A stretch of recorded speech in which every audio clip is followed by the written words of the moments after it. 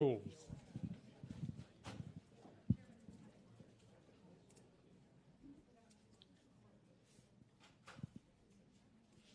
Thank you, Paul. Appreciate again the opportunity to share with you. My responsibility this afternoon is to introduce the framework, what we have been working on for the last many months, about 6 months in the making, in terms of structuring ourselves at a regional level, regional scale, and diversity of needs to figure out where do we joint ventures in terms of identifying commonalities within our different jurisdictions. So the framework, it's the how. How do we implement this overall approach? We're going to frame it as a regional action plan. Goals, strategies, and tools. The action plan would be composed of regional goals and strategies that is supported by a diverse set of toolkits that are about code modification, elimination of roadblocks, financial incentives, funding mechanisms, as well as partnership opportunities, which we have been able to rank those in short-term and long-term priorities, resulting in a unified vision that is flexible and adaptable for each of the jurisdiction's needs. So basically, in a nutshell, this is the overall approach that we have taken internally to identify areas that we have common needs and where we diversify as well. But we're framing it as a regional approach. Our mission as the region is to establish a framework for addressing the housing need in Central Florida. Very simple. This is how we started the conversation. What is our need? We're addressing it with our mission statement. 5 different goals have been identified, and the first one is to create more housing supply, followed by diversifying the housing types in very specific focus areas, not everywhere, but where it makes sense, to preserve, and you heard quite a bit of that today, and protect existing affordable housing stock, the ones that we have already invested on at a regional level. We want to be able to preserve those before and as we continue to build upon the strategies to produce the gap. And integrate. We talked quite a bit about mixed income methodologies, mixed income approach, that type of community that becomes sustainable, type of community that becomes extremely diverse. It is responsible, and it is there is a much bigger need for us to move away from those aspirational policies that we have instituted in our comprehensive plan that have not made sense, and shift that focus into integration for the production of mixed income in communities that thrive. Educate. Renters and buyers for housing opportunity resources that are out there. So 5 different goals that we have collectively worked on, agreed upon, and are part of this framework. I'm going to go ahead and start to introduce different strategies that are associated with those independent and individual goals, as well as the supporting tools that make all of this happen. So addressing our first goal would be to review and modify development regulations. So that speaks about our existing code.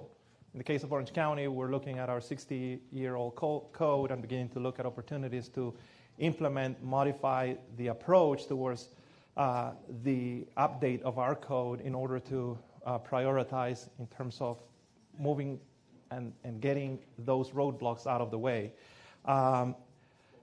In every aspect, we talked about accessory dwelling unit requirement, minimum area requirements, which if we are gearing towards having a smaller footprint of units, we need to look at minimum standards, flexible lot configurations if we're focusing in areas of access and opportunities that are usually more urban than suburban, then lot configurations are very important. Parking reductions. Parking is a very high cost in the development pro forma.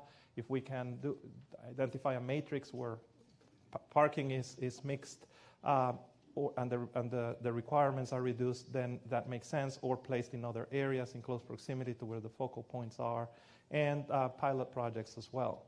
So a second strategy within the CREATE goal would be promote adaptable reuse. We heard quite a bit at a regional level of the different opportunities that there are. Osceola County with converting some of the existing motels and hotels into dwelling units is an opportunity of need, maybe happening right now. We're looking at other potential adaptive reuses of not only commercial but also industrial uses that could be converted into housing. When we talk about the structures, we also should look at sites themselves. I mean, that's very important and critical. We need to look at opportunity to convert strip malls into something that is more of a mixed use rather than one particular commercially bound development type. We encourage mixed income development. This is all about that sustainability aspect of being able to have the diversity of a more complete community. We hear that quite often. Complete communities is what makes sense. It's not only the responsible thing to do, but for those different generations, not only the millennials or Generation Z, but others as well, think that more mixed income is more sustainable, and it's the cool places that we want to live, work, and thrive.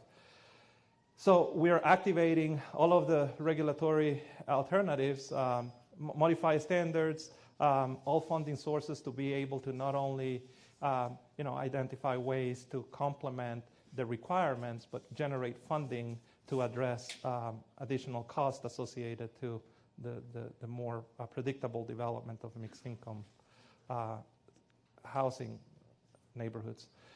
Facilitate partnerships to develop diverse housing types.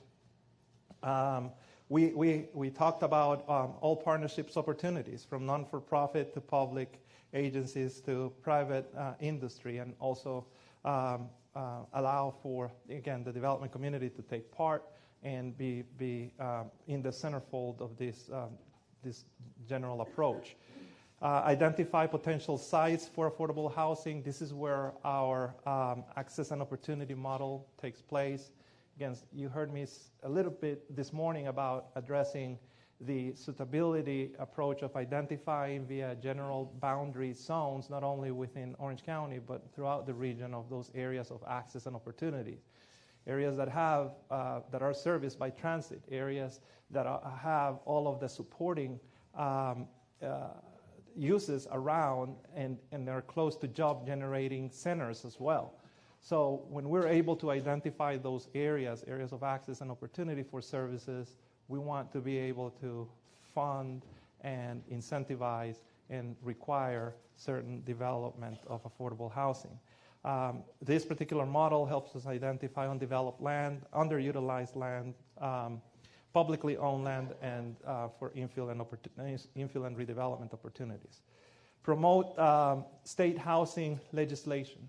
We've addressed quite a bit in the past, and I'm sure there's going to be a continued concern about the focus on building advocacy network to engage with policymakers and continue to prioritize not deviating the Sadowski funds towards the origin of that particular funding mechanism, which is affordable housing.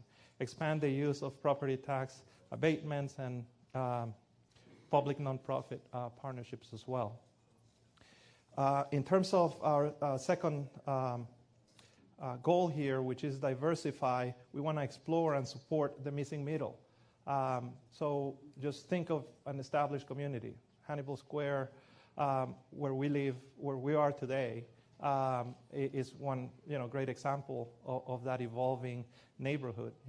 This particular site where we're sitting today, 14 years ago, we had the conversation of the second community land trust in the state of Florida, the Hannibal Square Community Land Trust. This is 14 years ago, different building, same site, we started to talk about how can we begin to identify and diversify a thriving community. So in an established neighborhood, how do you create intensity within boundaries of a wall of a particular unit that fits, that makes sense, and continue to densify within it towards the areas of transition and higher density. So being able to identify all of the opportunities for infill and redevelopment, not only in greenfield development, but in established communities is critical and important. Linkage fee, you've heard it before.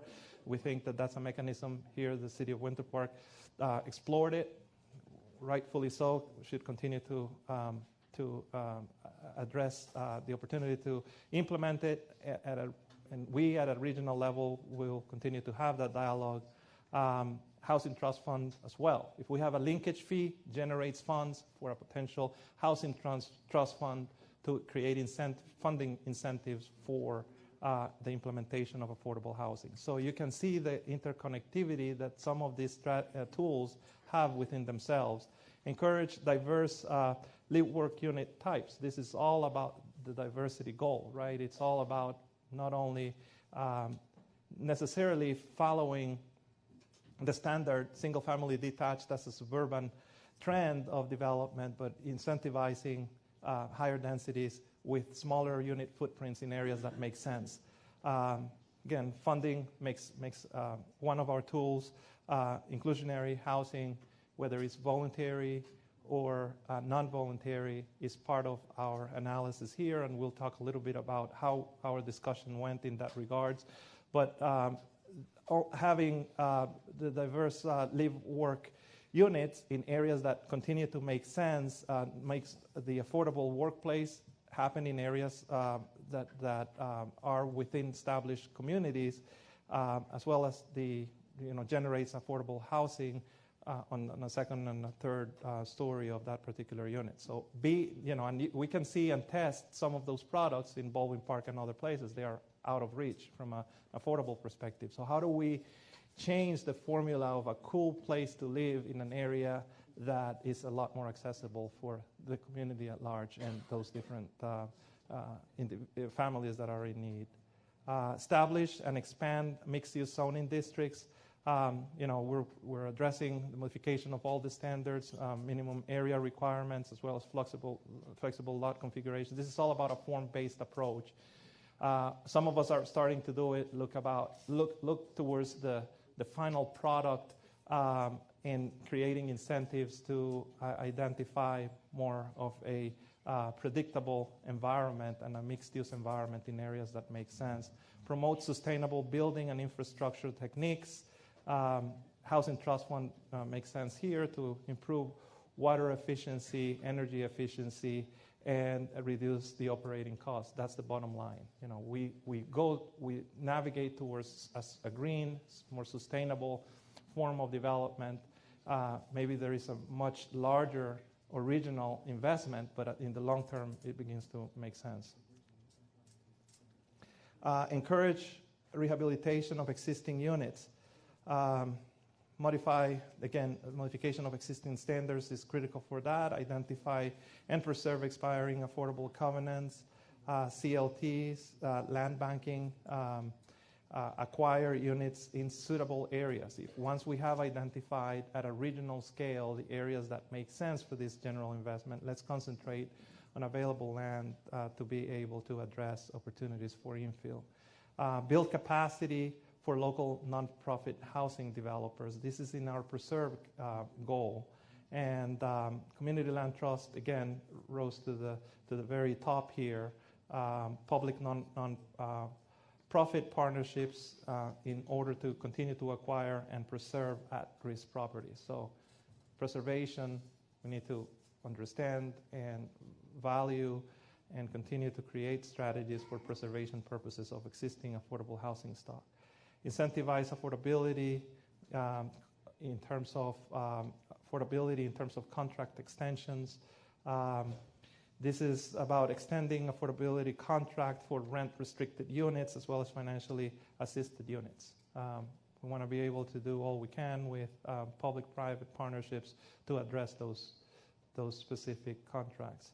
Establish regional and local gap financing resources for the preservation of specific transactions in terms of loans. We want to look at a regional revolving loan pool. Promote mixed income communities. Again, this is about integration, the goal that addresses mixed income neighborhoods. Access and opportunity model was one of the tools we will continue to use. Encourage affordable housing near jobs, transit services. Again, inclusionary housing, access and opportunity model, and support mixed use walkable neighborhoods, modify all the standards available to us to continue to address and also identify pilot projects within those areas. In terms of integration, again, of mixed income neighborhoods, we work with local colleges and universities. This is really important to continue to add to their curriculum, encourage the missing middle housing types. When we go at our educational institutions and other institutions, we need to generate awareness of this missing middle approach. All the partnerships are identified here, hospital and large employment centers, and we have many of those around. Educate in terms of our goal for renters and buyers for affordable resources. We want to integrate awareness of affordability resources, public partnerships, as well as community land trust. Marketing plan is critical in this particular area. We also want to address education of the community on factors that affect housing affordability. Public non-for-profit partnerships will continue to be in the centerfold of our tools. Support investment in workforce education and training, higher education institutions, hospital at large employments, and pilot projects are in the centerfold of that training approach for education. And expand the pre-purchase education and training for those first-time home buyers. And again, the community land trust becomes one of those tools where the cost of the land is eliminated out of the equation, and being able to move from being a renter into a first-time home buyer needs a level of education that this particular goal is alluding towards. So 5 different goals, all of these different strategies. We continue to look at our framework as our guidance in terms of this action plan approach. The tools are concentrated in regulatory incentives, funding sources, as well as partnerships opportunities. How we collectively reached a regional prioritization of these particular tools in terms of short-term and long-term. I'm just going to quickly go over each one of these just to give you an idea of how how we as a region want to continue to move forward. In terms of modifying the existing standards, we definitely highlighted the fact that short-term was a priority at a regional level. Land development analysis, short-term. Accessory dwelling unit requirement would be a short-term priority. Access and opportunity model, we'll continue to investigate the way that we need to implement that as part of our review process, have those specific boundaries identified, and as applications come in for infill redevelopment or new or greenfield development, we want to be able to better understand that. That's more of a long-range implementation. Inclusionary housing, long-range as well. We want to talk a little bit more about that. Minimum living area, short-term. Linkage fee, short and long-term. Pilot projects, short and long-term. In terms of development incentives, expedited permitting, we can start that right now at every jurisdiction, so we're looking at mechanisms to move those forward. Some of us are already doing that. Density and intensity bonus, we can look at those specifics right now. Flex lot configurations, that's a short-term. Parking reduction is a short-term. impact fee reduction short and long, household occupancy short. We can look at what others are doing. City of Orlando just looked at six individuals minimum. We want to expand ours in terms of Orange County as a whole to perhaps look at that possibility, or even not necessarily restrict it. We need to continue to have that conversation, but we need to start that now. Adaptive reuse, short and long. Then in terms of funding resources, housing trust fund, it would be a short and long. Land banking with CLTs, long-term, and multifamily bonds, short-term. Partnership opportunities, public-private, short and long. Public entities, short and long-term. Public non-for-profit, short and long-term. Or community land trust, again, moving it more to the long-term perspective. Regional revolving loan, short and long. Engaging our larger centers, job-generating centers such as hospital and large employers would be more long-term. Advocacy network, long-term. That in a nutshell continues to structure our framework with the mission, the goals, all the tools into a set of tools that provide a lot more predictability with flexibility in the centerfold of a mixed result that has mixed income, mixed use, and intergenerational results for more thriving communities, communities that are connected by being walkable, well located, and service and reached, well designed. When we have affordable housing that is different than market rate housing, that formula doesn't work. So it needs to be attractive. The product needs to be sustainable. It needs to be compact for those areas of access and opportunity that make sense. Executed as well in terms of leverages for partnerships. We need to continue to thrive on those, and financially innovative. That, in short, helps us get to our major goal, which is, and our mission, which is increase the housing options for the region. With that, I'm going to ask my panelist partners to come up again to address any questions that anybody else can have, and we can continue with the rest of the program. Thank you.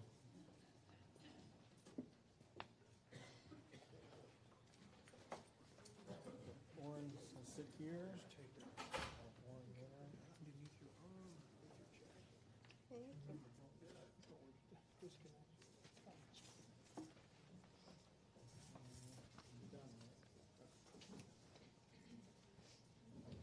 Okay, any questions for the panel?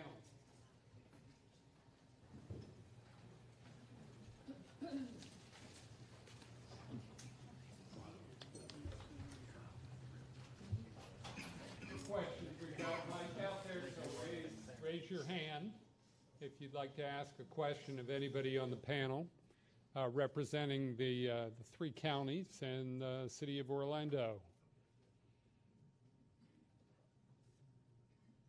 Okay, right here. Do any of you have programs targeted for to specifically encourage the development of extremely low income units? Those require the deepest. Everyone can hear me? Because I have the microphone on. Yeah. Oh, right. Those require the deepest subsidies, and that's where we seem to be really missing the inventory. They're the hardest to do, but I didn't hear that. The need was identified. I didn't hear you say specifically what you were trying to do within each of your municipalities to try to encourage that development. I'm going to repeat the question since the mic wasn't available there.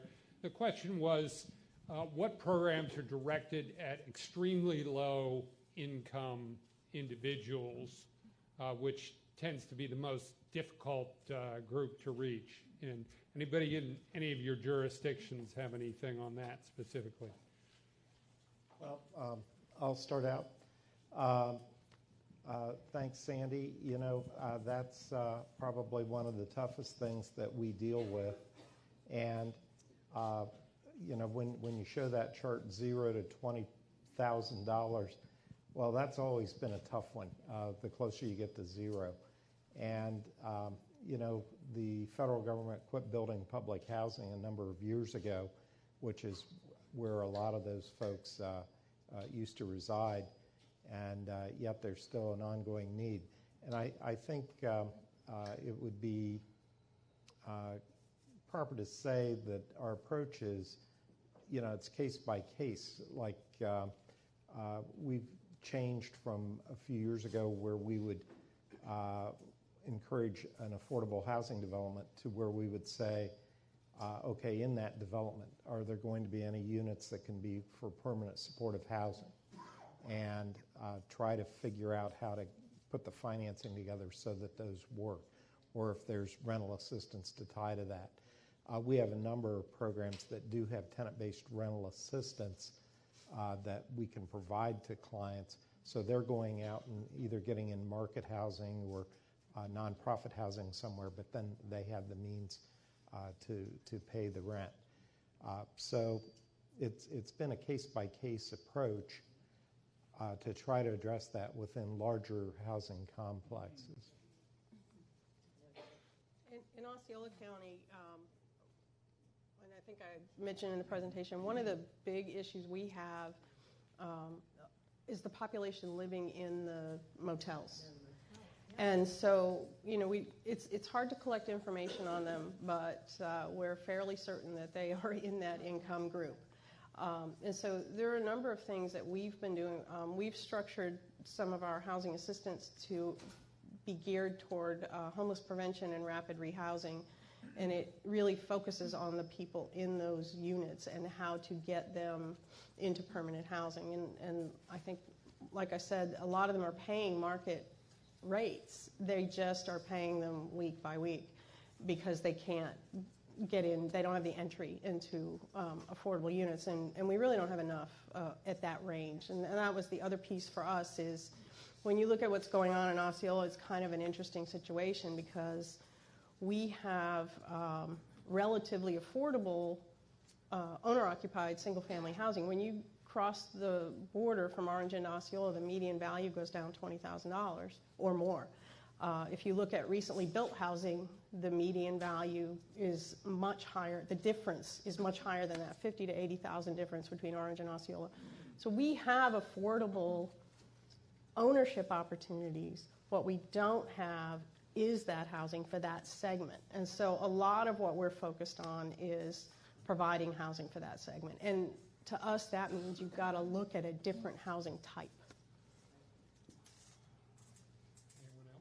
Right, and going on along the same lines with Seminole County, those are served more. In fact, my program didn't include that, but rental subsidies aren't included in the program because they're really a temporary nature, and they aren't permanent units. So we have, again, rental assistance through rapid rehousing, through different funding sources, as well as tenant-based rental assistance. But again, that's as people come in, rapid rehousing has a much shorter term. But we do have vouchers that we do through implement ourselves through community services as well as through our partners. There was one other thing I forgot to mention, but when we looked at that group who's in that under 35,000 category who have difficulty, who are cost burdened, a third of them are elderly. And a high percentage of those are in an owner-occupied situation. So we're working with our Council on Aging. We're about to launch a matching program for people who need housing, people who have housing they can't afford. And it would be not just elderly to elderly, but single-parent families for us are a big issue. And so there's a lot of potential benefit to matching those two groups together. So that's going to be launched fairly soon. I just would like to just emphasize that later on we're going to continue to talk a little bit about how some of these strategies, you've heard quite a bit of what we're doing today in order to address all of these challenges that we have ahead, but we have to continue to understand that we need to do things different than the way that we have been doing it, because the need out there, the challenge that we have is if we continue to develop the way that we have been developing up to today, it would take us many, many years, over 50 years, to address the deficiency of housing for the income level that you're identifying. So the framework, with all of the diverse strategies and tools, hopefully at a regional perspective, will help us get there. But you'll hear a lot more about that. What changes the pendulum?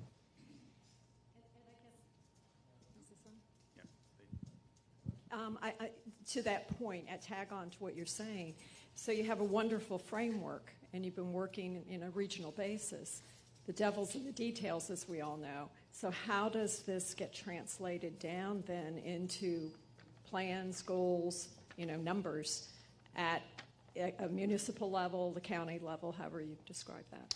So just to give you a perspective, and you'll hear more details about the next steps, but what we intend to do is within the next month, we're going to summarize our efforts here into an executive summary in which each one of the participating jurisdictions are going to break that action plan into the specific jurisdictional needs and present it to our elected officials to give us direction for specific implementation, in whether it's in our land development code or policies within our comprehensive plans, as well as initiating funding mechanisms such as linkage fee and other approaches to identify opportunities to create a housing trust fund to have access to funding for investment.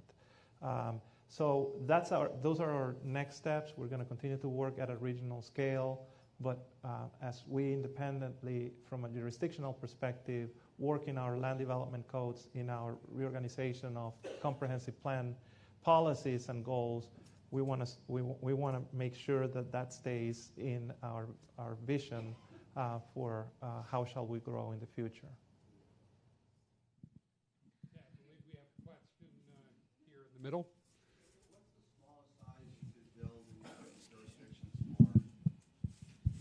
What's the smallest size you can build in your jurisdictions for like a studio? For a single person, what would be allowed in your different counties and your cities if you wanted to try to build something that was affordable?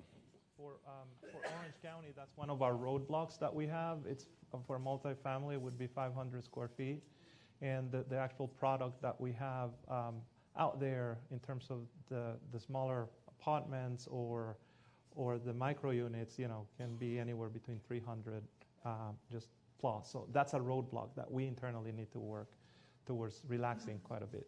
That's Orange County. Yeah, Osceola doesn't have any minimums. The only minimum we had was ironically for accessory dwelling units, and I believe that was because the standard two-car garage is about 400 to 450 square feet, but that's been eliminated as well.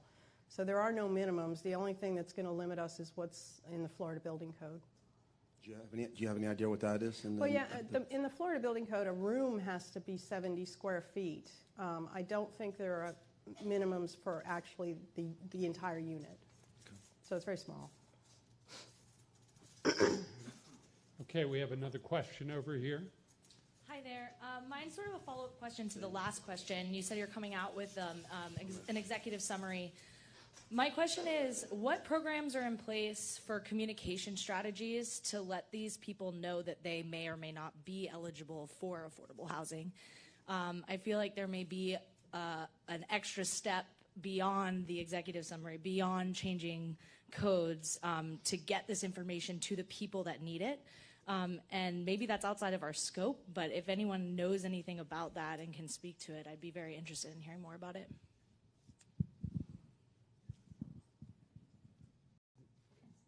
the next step in our programs, as far as like the final slide, is what we each plan on. We realize that they are overburdened because when they go out looking for a place to rent, that's all that's available.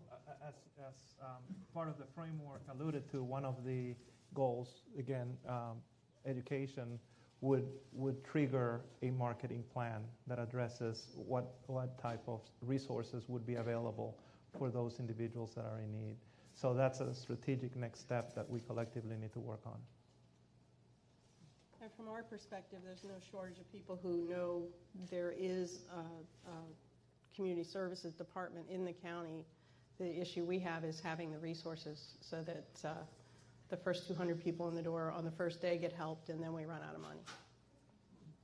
We have various advisory committees at the city that we work with. We have public hearings. We post information on our website. And we get an incredible amount of phone calls from people asking questions.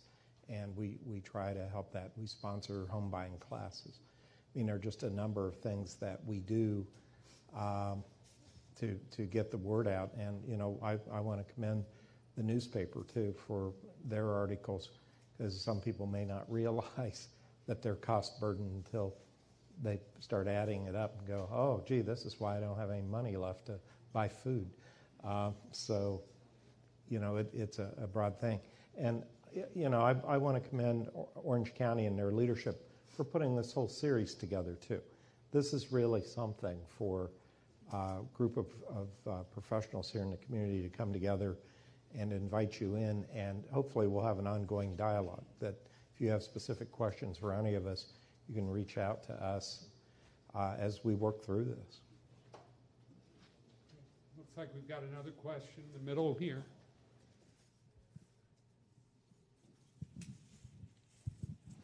Missing middle housing. So impact fees continue to be a barrier, especially for small-scale developers and who want to enter the market. I know a lot of small-scale developers who are dying to get in on fourplexes and carriage homes and duplexes, which are the middle housing that's missing. So are any of the counties have any discussion on some kind of help for those small-scale developers as far as impact fees? Yeah, so as we look at our different tools that we continue to present to you and share internally and eventually to our elected officials, you know, we have identified potential linkage fee option. And what tools like that do is it directly transfers into available funds to be able to access and pay for part of impact fees that would be associated to that. The other topic related to impact fees that we're talking about is, you know, and this would have to be at a regional level, or a state level, would be to look at paying for square footage rather than units. If we continue to entertain a methodology to better frame that level of conversation, I think that we would be much better off. In Osceola County, we just raised both our school impact fees and our mobility fees, and they are high. And those school impact fees, especially for multifamily, went up quite a bit.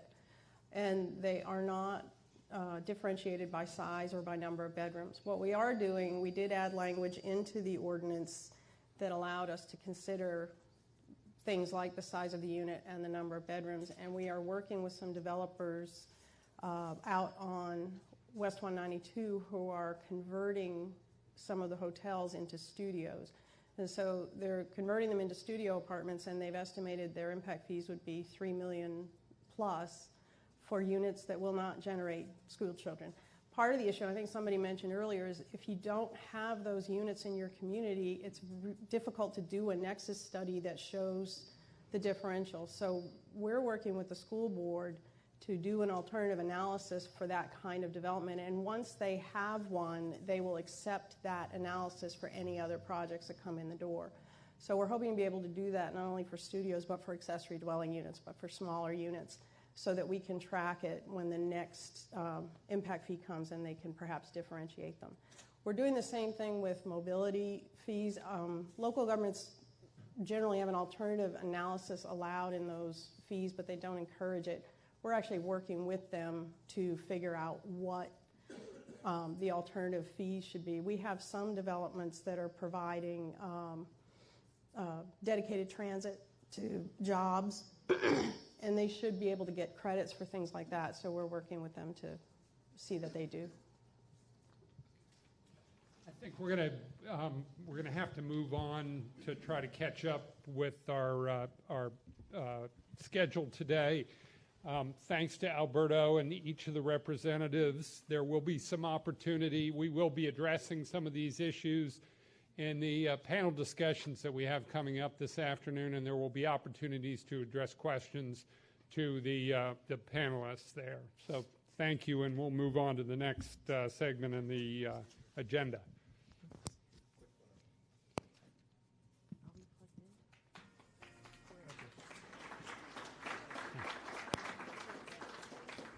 Hey, well, they smile for the camera. I'm going to introduce the next speaker, and that is Dr. Owen Beich. He is the Senior Director of Economic and Real Estate Advisory Services for GAI's Community Solutions Group. He's a founding member of the Orlando Neighborhood Improvement Corporation, where he served as the organization's chairman for 4 years. He's also served on various local boards and ad hoc committees exploring policy issues for Orlando and Winter Park. In 2010, the American Institute of Certified Planners named Dr. Beich a fellow, the highest honor bestowed in the urban planning profession. He is also a faculty member at UCF, where he teaches in the Urban and Regional Planning program. And he also moonlights as a guest newspaper columnist, I hear. After the panel discussion, Owen and the panelists will take more questions from the audience. Thank you very much, Paul. A very, very quick nod to Steve Leary, who is gone, and I'm sorry he didn't have a chance to hear me say this, but I'm also from a very large family. Unlike in Steve's family where you had to talk loud, we had to talk loud and very fast. So my idea is to stay very, very strictly on schedule in an effort to get my panelists up here so they can share their ideas, which I think are very important. If you quickly look outside, you see a very unseasonably cool, clear day. We have very low humidity today. I think the temperature is about 74, 75 degrees at the moment. And I would suggest to you today is a lot like San Diego. If the temperature and the weather were like this every day, instead of the population being 20 million people in Florida, we would probably have about 25 or 26 million people, which I think gets us at the heart of really what the issue is here in Central Florida, perhaps to the rest of the state. We don't have an affordability problem as much as we have an economic problem. Fundamentally, places where people want to be, where the weather is the kind of weather you want, where jobs are being produced at astronomical rates, they all have affordable housing problems. Places like Detroit, Indianapolis, Cleveland, Dayton, Ohio, where they're losing population, where they're losing jobs, don't have affordable housing problems.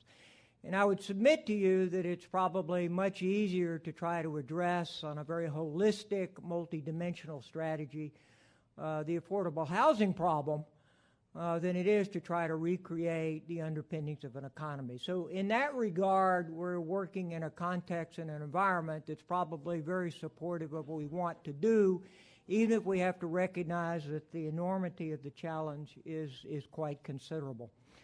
But there are a number of factors that are contributing to housing costs. I want to go over these in the next few minutes because I think that they tie in everything that's been discussed today and perhaps some of the other panel members will want to address. We have a very, very dynamic marketplace. In part, it is dynamic because we have this growth that I was alluding to a moment ago. We have to acknowledge, and others have pointed this out, that the house and home building industry have to be a fundamental part of the solution. There's a 1930s joke about Willie Sutton and why did he rob banks, and the answer is very simple: I rob banks because that's where the money is.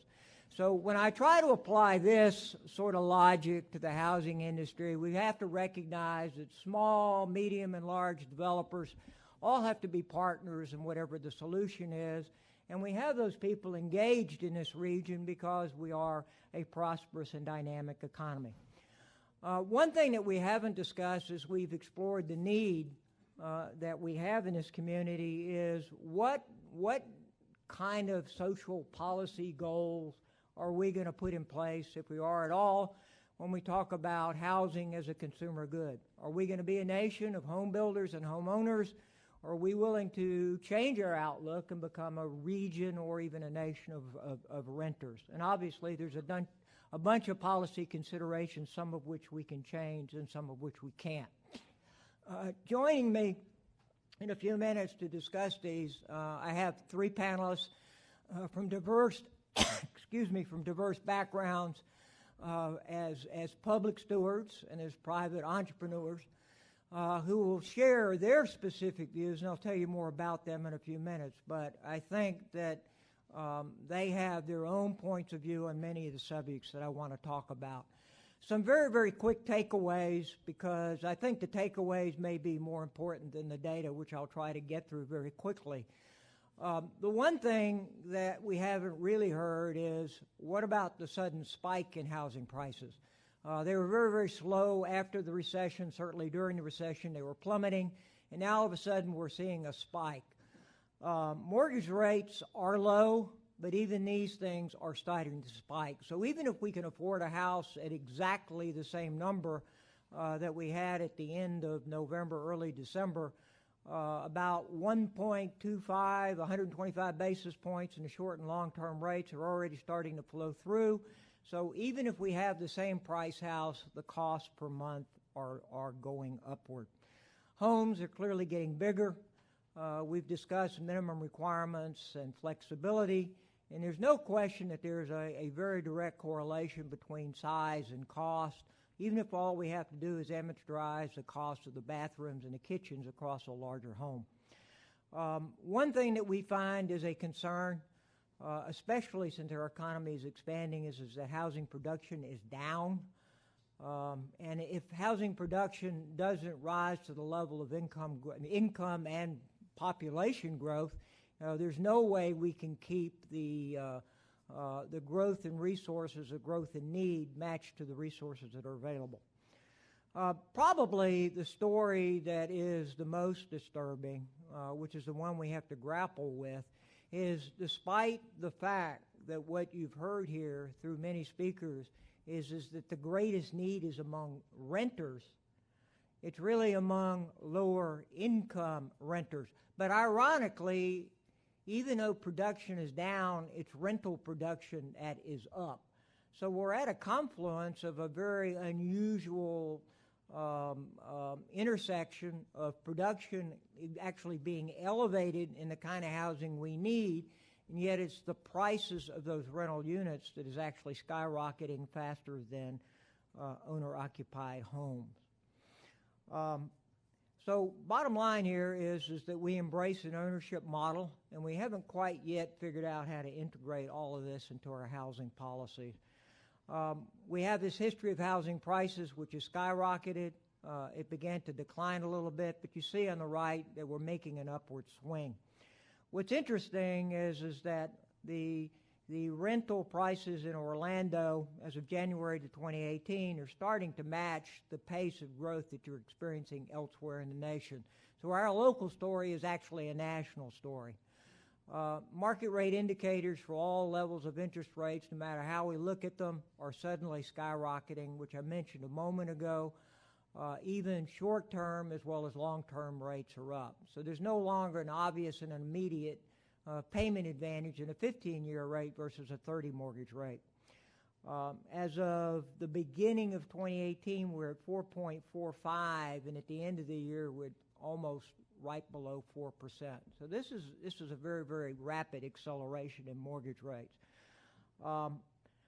The story that goes along with skyrocketing rental production is that basically single-family production, the home of choice, is at an all-time low. So while we have production dropping for single-family homes, this is driving competition even among rentals. We have a large gap in between formations and production. We are creating households. We're creating families and individuals that want to occupy the units, but there really isn't any place to put them. Our home ownership rates are clearly rising and falling together.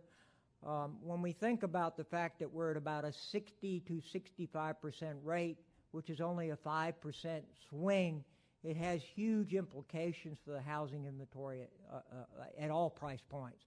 And it's all about the competition for those few housing units that are coming online. And when we talk in percentages, we kind of hide the magnitude of the problem. Sometimes percentages aren't as important as real numbers, and we're rapidly falling behind with the expectations that by 2030 the percentage of renters will actually increase, raising not only the need we've been discussing today, but the societal impacts which we haven't really been discussing. We're hitting a rental rate growth of about 2 or 3%, which would have matched a pass rate in our single-family home ownership rates as far as costs are concerned, which should be a disturbance. Even though we're a highly desirable location, we're following the patterns of Hawaii, California, and Florida, and now being among the most cost-burdened places in the country. So it's not just a Central Florida problem compared to other parts of the state. It's a Central Florida problem compared to other places in the United States. I think when we started this work on behalf of Orange County several weeks ago, I guess maybe several months ago, we actually were reluctant to use the word crisis, honestly. But when I start to see how the data is rolling in and the sudden shift just in the last 3 months from January to April, I think the word crisis is appropriate. And it's pretty obvious that rent and median income are just simply not keeping up. And specific to the comments of the previous speakers, you see how much further behind the renters are than the other groups. Again, the story of the hour is that rents are zooming past purchase prices. But I think even as we talk about rents, we have to talk about the size of the units that are being occupied. And there's no question that we have electively decided to absorb and consume too much housing. So there's an argument to be made at a social as well as a policy level that we are electively applying too many resources to housing, which may not really be justified. And so as a result of that, our relationship between median income and period-adjusted prices is basically saying that we're spending more and more of our income to absorb and consume more and more housing that the size of our family suggests we simply don't need. We've had some tremendous tax code changes. We'll explore all of these a little bit in our discussion with our panelists, but I think the bottom line is that two things stand out. The value of tax credits, which are a significant contributor to the affordable housing inventory, are now somewhat less valuable. And according to one of my panelists, we've seen changes in those numbers literally just over the last couple of weeks. But probably to this group that's assembled are the number of tax filers who actually itemize deductions. For the most part, we're talking about a very, very narrow income space where if you earn a certain income, especially with the increase in the personal exemptions, you may not even be recognizing deductions on a personal level when you file for your taxes. So in effect, there is no compelling tax advantage between ownership and renting at certain income levels, which policy for this group is really considered. Legislative programs have almost always historically focused on home ownership. For those who are really involved in this industry, we know that about 65% of Sadowski, which is now grossly underfunded to the tune of about $100 million, that at least 65% of that has got to go to home ownership.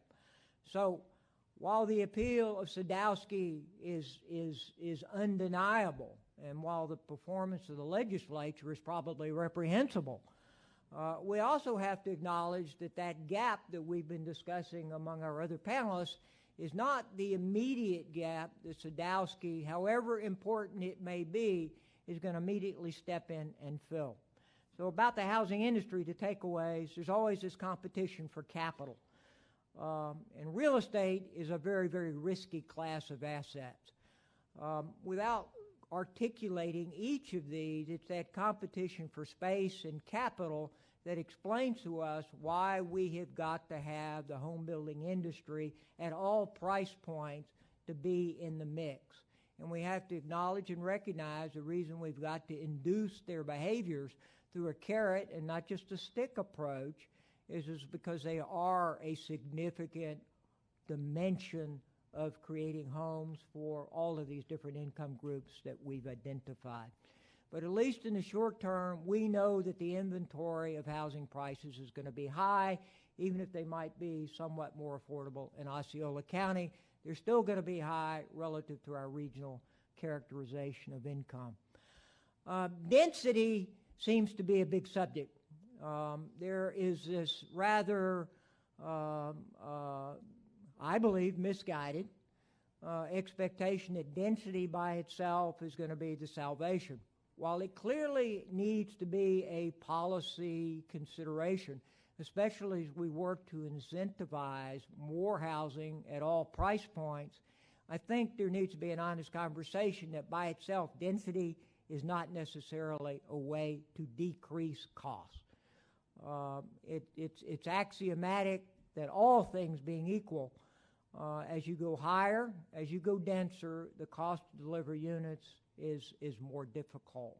And that says is we're going to put out policies to incentivize the home building industry. We have to think about how all these things work together. There is a certainty, however, that when we're talking about an affordable unit, we can't really afford to spend maybe $10,000 to $12,000 a unit. I have other people here that deal with this on a daily basis. They may find slightly different numbers. But at least in today's market, we're not finding that because the average land costs are pushing in excess of $20,000 per unit. So it says land is a huge contributor, and the per unit costs are a big segment that we need to deal with. There are old and new financial models. Just to gross over these very quickly. In 2002, a very, very amenitized and finished lot represented about 24-25% of the finished home product. Today, that's about 18%, so we're actually seeing some decrease. But at the same time, while we're seeing these pressures on the home building industry to try to contain their costs, clearly when we go into the Blue Book and we look at their housing prices, we aren't really containing this. But ironically, the profits inside the home building industry are actually dropping. So that may not totally square with our notion about how do we control prices, because it is a very, very risky enterprise. What are the affordability takeaways? Pretty simple in my mind. Incomes are low, but whether we acknowledge it or not, they are experiencing some growth.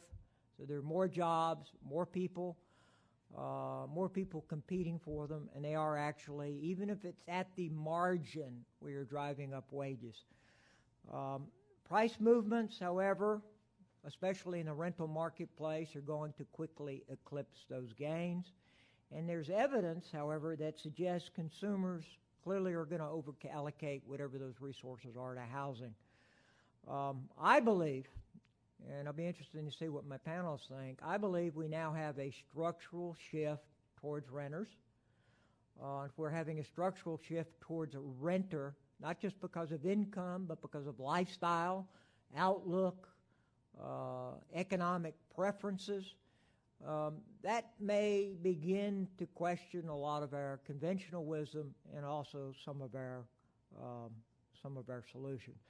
But regardless of whether it's a short-term or a structural condition, The typologies that you've seen that were discussed by earlier panelists really show that there's a huge disconnect to the size of the household, the income of the household, the nature of what they need is basic shelter versus what is being delivered.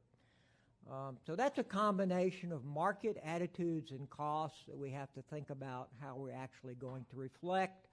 Others have talked to you about how quickly sizes change. I made my own very, very simple cost adjustment to see what a smaller home would cost with trying to address inflation.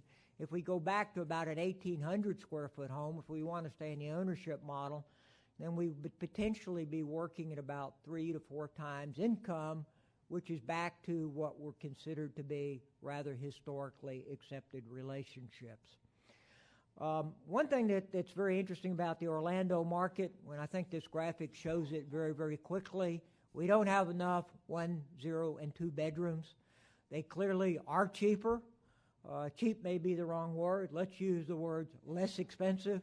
They're certainly less expensive, and the relationship as we go up the size and up the food chain, we start to see how our emphasis on size really affects our emphasis on price. What are our considerations for takeaways in terms of policy? Certainly, we focus on home ownership. I think today's discussion is really a focus about the need for renters. I like that. I hope we come away with some shared views that resonate with our elected leaders outside of this room. I don't quite share Judy's view that, and maybe even Jamie, I guess it was Jamie. I'm going to pick you out. I'm shouting you out. I'm calling you out. I think our fees are rather unconscionable for these smaller type homes. And I don't think our policies as local governments has adequately attempted to address that. And regardless of whether we think our fees are justified or not, there's no way they can't be considered regressive because they disproportionately fall on a less expensive home that are the subject of today's discussion. And we haven't really created a workaround for that within our legal structure in this state. How do we get production up? The simple idea is that we kind of had another recession and we had way too many homes. We'd be very concerned about falling housing prices, or at least my housing friends would be worried about the housing prices falling. But our housing advocates would find an inventory that we would more willingly embrace. Simple case of supply and demand. If we can move the needle a little bit, and we can begin to spirit something we used to talk about and called filtering, so that there's more houses, more availability, even if we're competing among different classes of buyers. Strip away everything that we've discussed today, and however much I'm an advocate of all the policy changes, we have to think about what is going to move the needle the most. Everything is going to move the needle because something is far better than nothing. Some of the changes that our jurisdictional partners have talked about are going to be huge impacts, some less so, but necessary. I think that's one of the reasons that some amount of time has been discussed talking about perhaps linkage fees and inclusionary, because they are tied to production and they do talk about large numbers of units being delivered. But the reason they're important really is my last takeaway, is that capital and housing supply, those are the ideas that link everything that's been discussed. How do we bring more capital, or how do we unrestrain capital so that it's interested in the kind of housing that we need, and how do we deliver more housing supply? Those are my comments. I want to introduce my panelists who can bring me back to reality and try to rein in some of my crazy ideas. I indicated that I had 3 guests, and I'm really, really pleased that they would be here.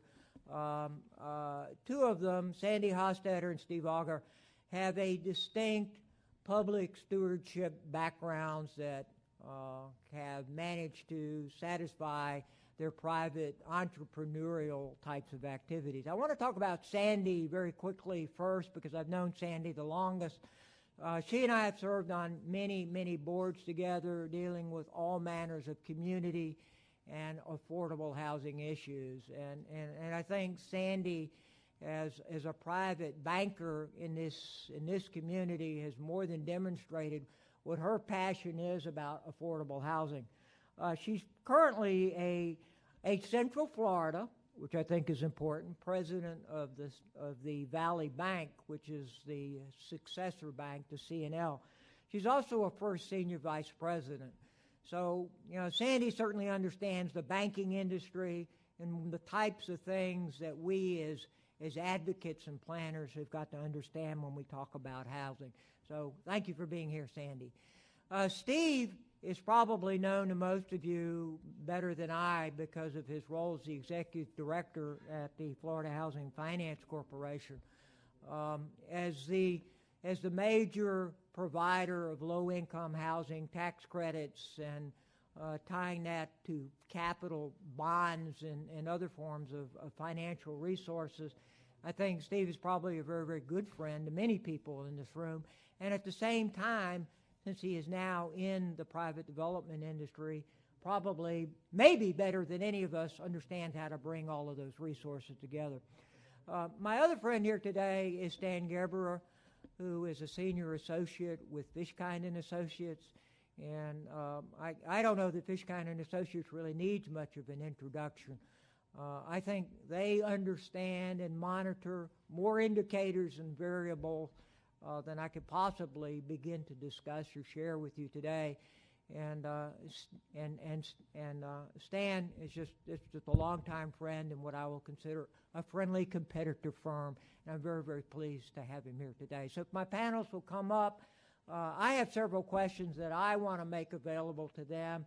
And hopefully you will be thinking about the kinds of things that you would like to ask.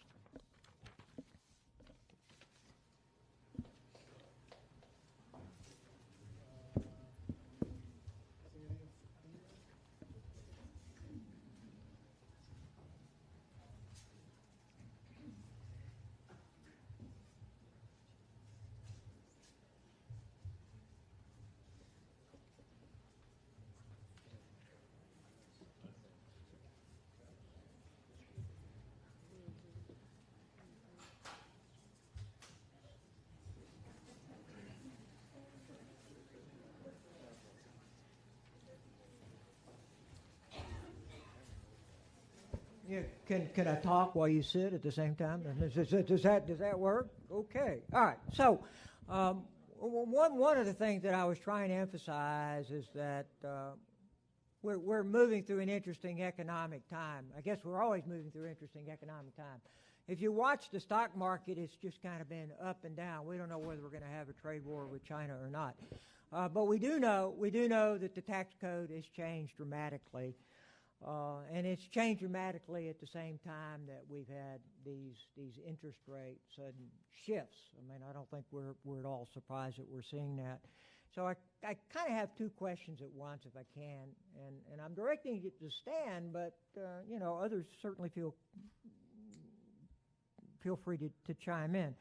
I want to know if you've had a chance to think about the number of consumers that might drop out of the market, based on the increases that I've seen that I'm describing as large. You may describe them as moderate, and I hope you'll correct me, but I see them as large. I'm really wondering how many more consumers could drop out of the market and then possibly cause these rental numbers to even go further up. And at the same time, I'm wondering if you've, as an economist and an advisor, have really thought about how this shift in the personal exemption may change what people do think about the benefit of owning a home. So that's basically the question. Are we seeing these changes? Am I imagining them? Do they really portend a change in individual consumer behavior? Yeah, thanks, Owen. Well, first off, I'd just like to say that we're really glad to be able to be here today and share some of our thoughts and ideas with you. On the, on the basic level, everybody needs a place to live, and so we're always seeking that kind of housing.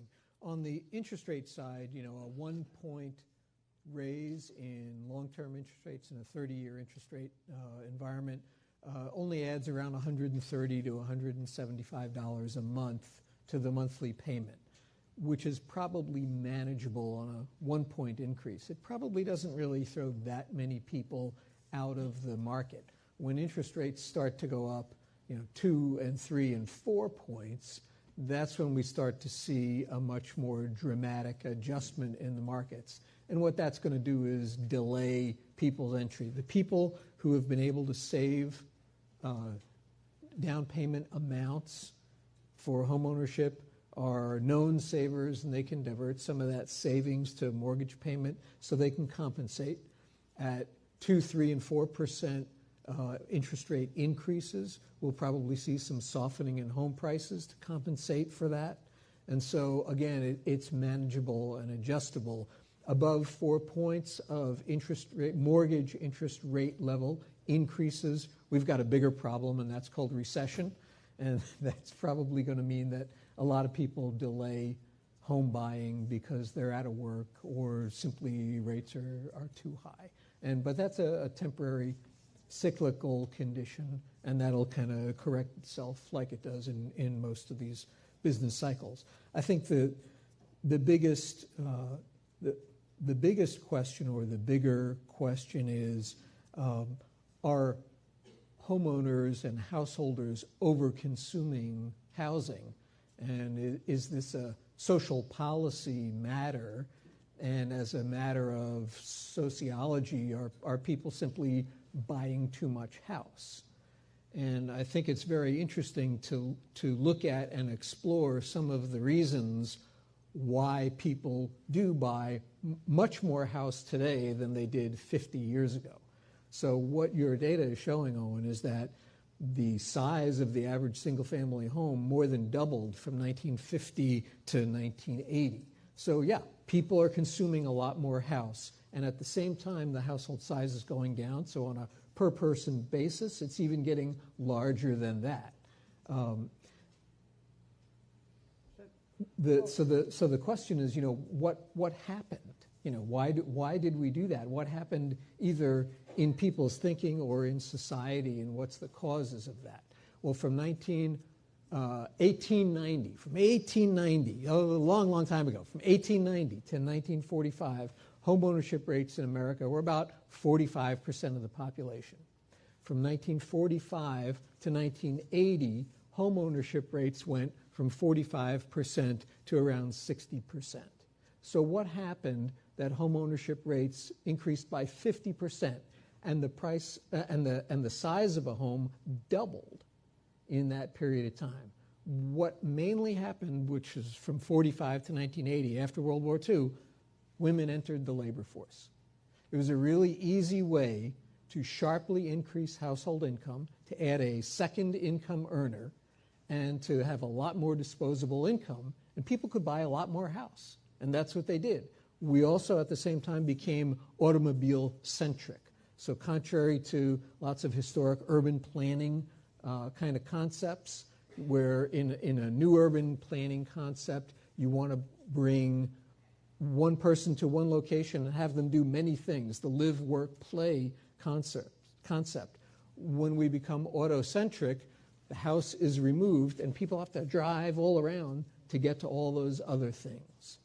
So that increases, so what people naturally have been doing is they have been consuming more house, one, because they have more income, and two, because they're putting non-residential uses into those homes. Is that bad socially? Not necessarily. But what it really means is, rather than just living quarters, we have home office, and we have home entertainment, and we have home gym, and we have home theater, and we have home everything else. We have a bathroom that's got a tub and a shower and a sauna and a jacuzzi, 800 square foot bathrooms.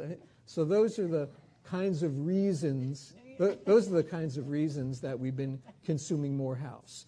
And from a broader social perspective. You know, you're asking what are the long-term strategies and what are the strategies that we can implement on a community-wide basis. A lot of the strategies are looking at on a unit-by-unit basis, but if you look at the concepts that Alberto was talking about in terms of community-based strategies and some of the things that the mayors are trying to do, which is create a live-work community, a live-work place which has mixed uses, which is walkable, which is accessible to jobs, accessible to transit, and that allows... Could maybe cut down on the size of the house, because it would shift thinking to these alternatives. I will trade home size and density for urban amenities all the time.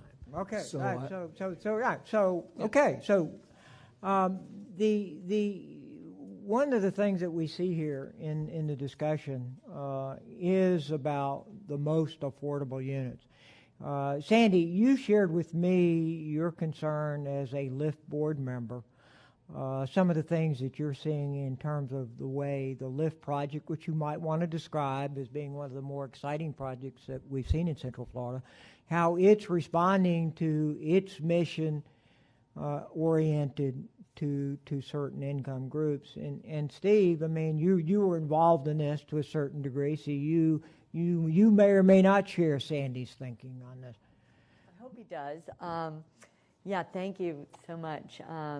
Yeah, let me just give a quick description of what he's talking about. So by day, I'm a banker. By night and weekends, I serve on the board for LIFT Orlando. And about 5 years ago, we decided to try to redevelop one of the most, it was actually deemed by the Orlando Sentinel to be the most distressed apartment complex in Central Florida, Washington Shores and Orange Manor.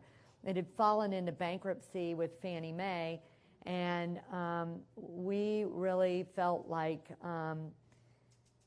after decades, literally, of this falling in the hands of absentee landlords, that we were going to try, the not-for-profit, to go in there with the help of the residents and their leadership and their vision, help buy this property and restore it to a community where any of us would love to live. I didn't realize how hard that was going to be. So I said, sure, yeah, I'll chair the housing committee. And so the very first person I called, because one thing I swore I would never do as an affordable housing banker was become an affordable housing developer. So I turned to my friends actually at Atlantic Housing Partners. Scott Culp is here. I think he's the next speaker.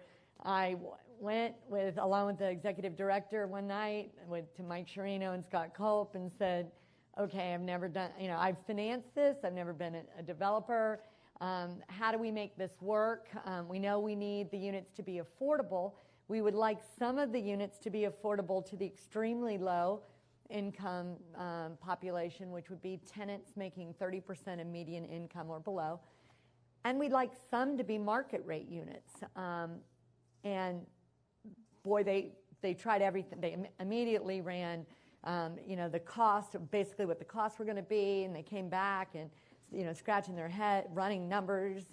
They were just wonderful and came back, and after like an hour and a half and said, yeah, that's just not going to work. And which probably ended up being the very best thing you can say to Sandy Hofstetter, because it was like, it's got to work.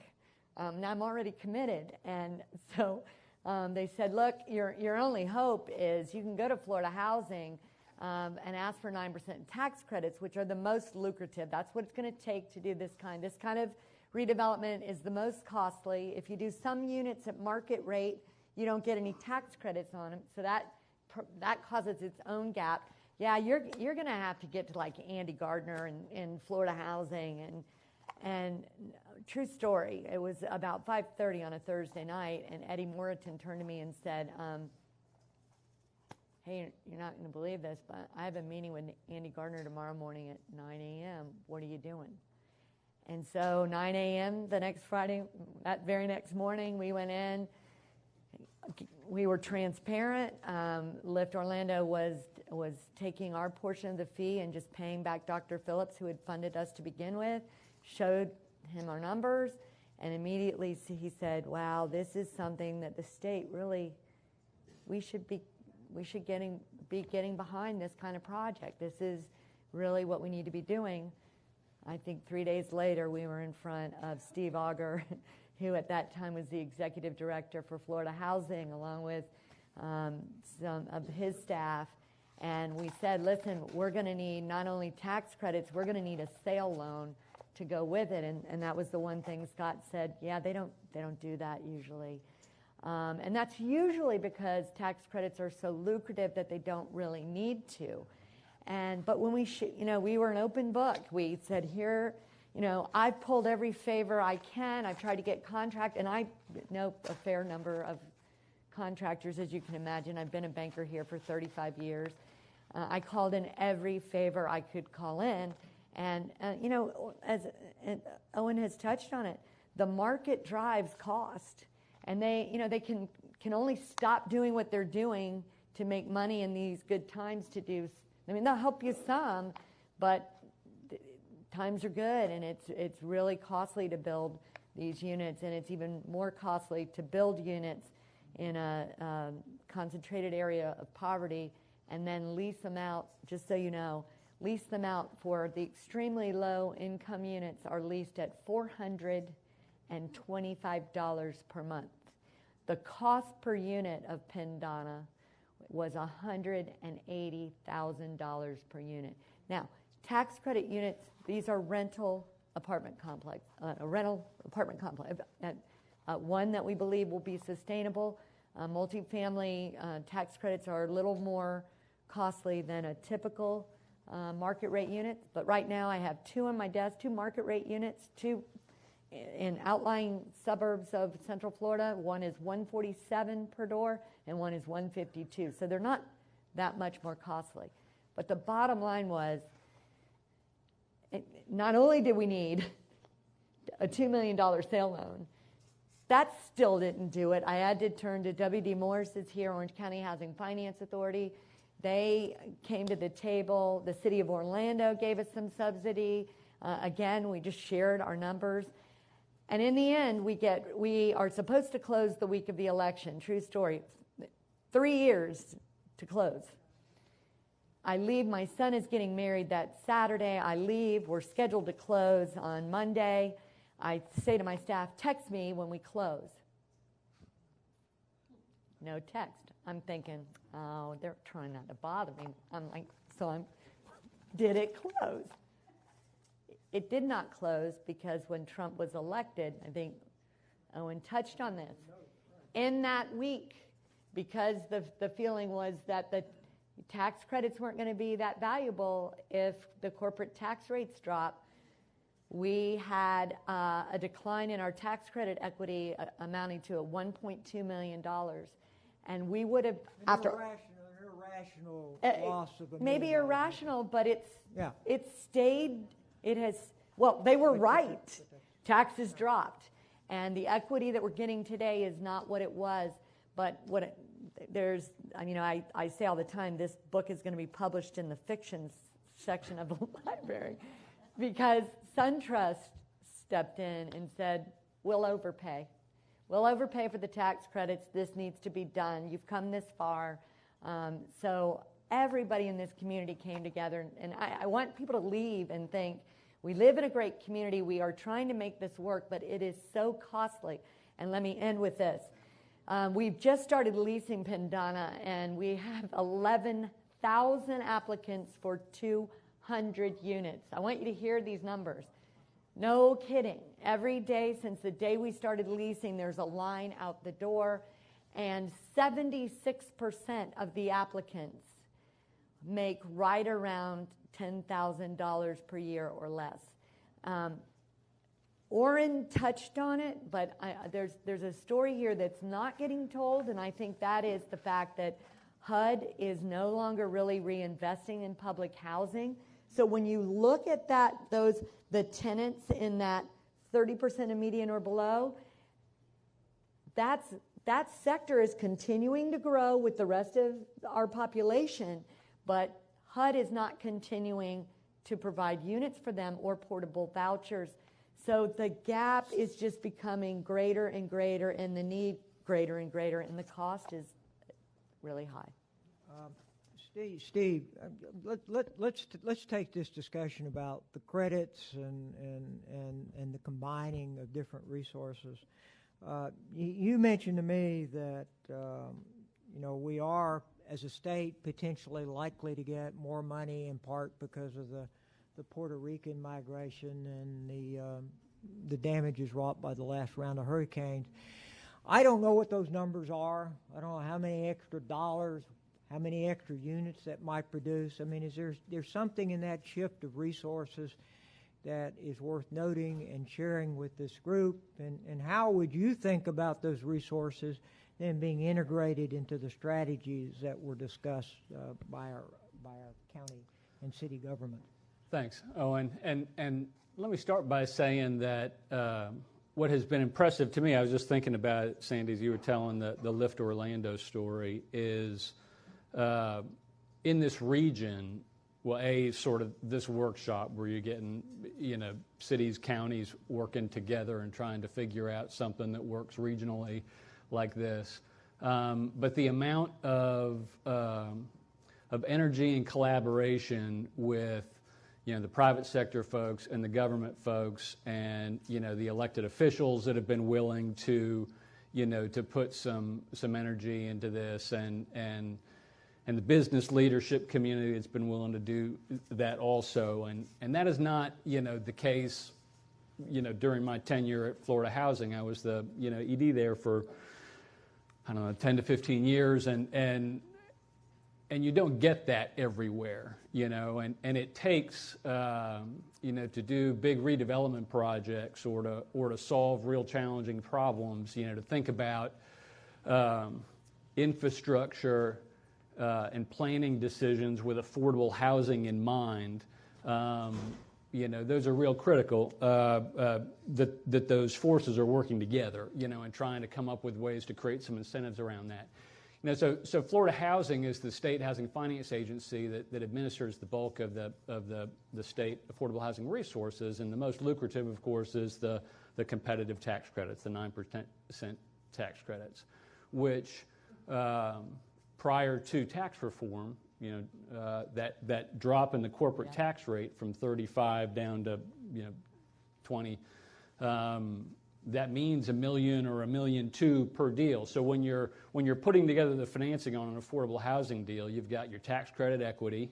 You've got, assuming you can win an award of tax credits from the state, you can put some first mortgage debt on that, and get some local government money, and then that's what you have.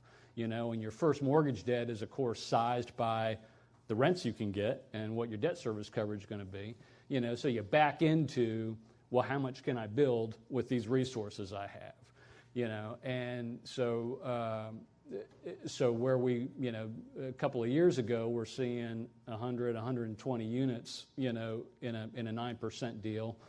Now with tax credit pricing taking a hit, now we're doing 85, 70, 90, somewhere in there. So you're losing, units, and then if you're trying to do something in an area where, downtown, where you're going to have to build some sort of, if you're required to build a pedestal parking structure or something like that, that's an extra expense. There's no other money, so that just means fewer units.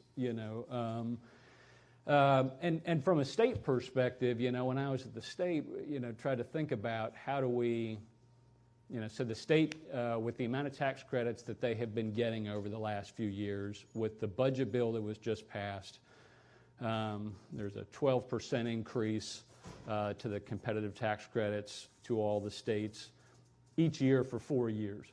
And that's a big deal. So the folks in the room that helped work on that, that's a big one. That's a big deal. But prior to that, state had been able to do maybe 25 tax credit deals a year, new tax credit deals a year, competitive tax credits, and probably about 6 or 7 preservation of existing deals, and the state policy for the last several years has been trying to target those, which are the old HUD properties with project-based rental assistance that serve nothing but people with extremely low income. And it was really more about preserving that federal subsidy because it's so much more expensive to try to recreate those units. Another interesting piece that came in with the spending bill is that the states will now have the capacity to do some income averaging. So whereas, to claim tax credits, all the units had to be 65% AMI or below.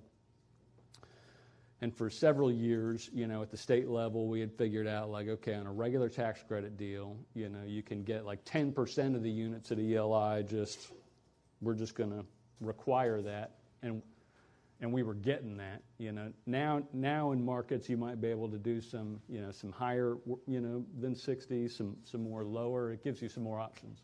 All right, so I'm going to quickly summarize: more options, more challenges, more social structure. I've literally got 30 seconds, and then Paul is going to kick me. Speed round, one word. What can each of you quickly add to whatever it is we've talked about? What's your one sentence takeaway that you want to share here? You got time. Come on, quick. Sadowski Act, I think that is something all of us here, that, Florida has one of the few states, and Jamie touched on it, we have a set aside to fund affordable housing, and our legislature is choosing not to funnel it to other places. That's criminal. We can't go ask for federal help when we aren't using the state funds that we have already approved. Sadowski. So to kind of build on that, I continue, local governments need to continue to be creative with solutions. Can I say creativity? Creativity. Creativity. Stan, what do you want to add to this quick summary here? Yeah, I think we can get people into much smaller units, 1,000 square foot units, 800 square foot units. Yeah. If we build a community, if we build a place, if all the non-residential uses that get put into a home are extracted and put into the town, and the town builds a place that's accessible for child care, for jobs access. More active civic and planning intervention, Sadowski creativity. Trades the smaller units. I want you to thank these panelists who know so much more. And I'm sure they're going to be here the rest of the afternoon if you want to grab them and ask them questions. And thank you all very, very much. Absolutely. There's never enough time.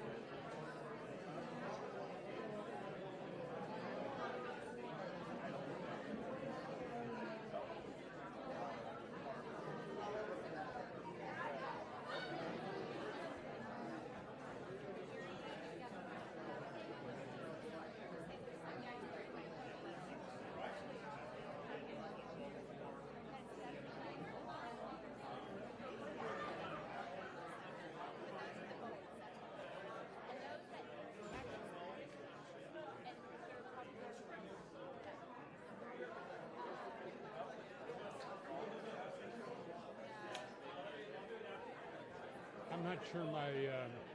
I'm not sure. Okay, we're going to get back to the program. So if everyone would take their seats.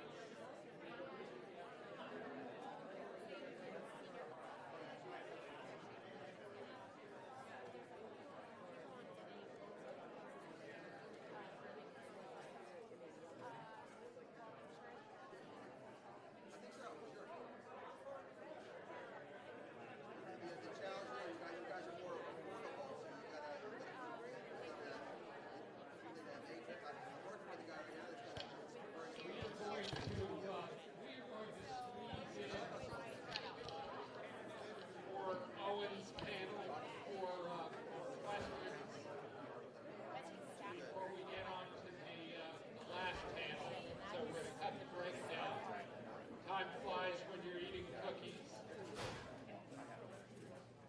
Okay. So we're going to do the same procedure we did for the last audience questions. If you have a question, try to get the attention of someone with a mic, and you can direct it to Owen and the members of his panel up here. So, questions?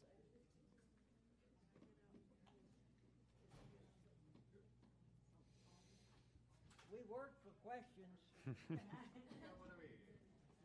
You know, I love those questions. Hi, everybody. Frank Wells with Bright Community Trust.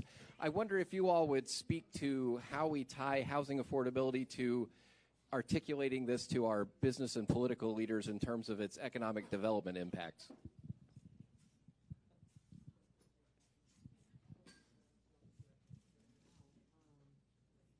Well, I'm going to start then. I don't have a microphone, so can you hear me? I think when we talked about large employers in particular, if you talk to the two hospitals the two major hospital chains in our community, Florida Hospital and Orlando Health, they will tell you one of their biggest challenges to retaining and keeping employees in certain wage groups is having a housing available. It's at certain price points, and it's in terms of relative access to the hospital.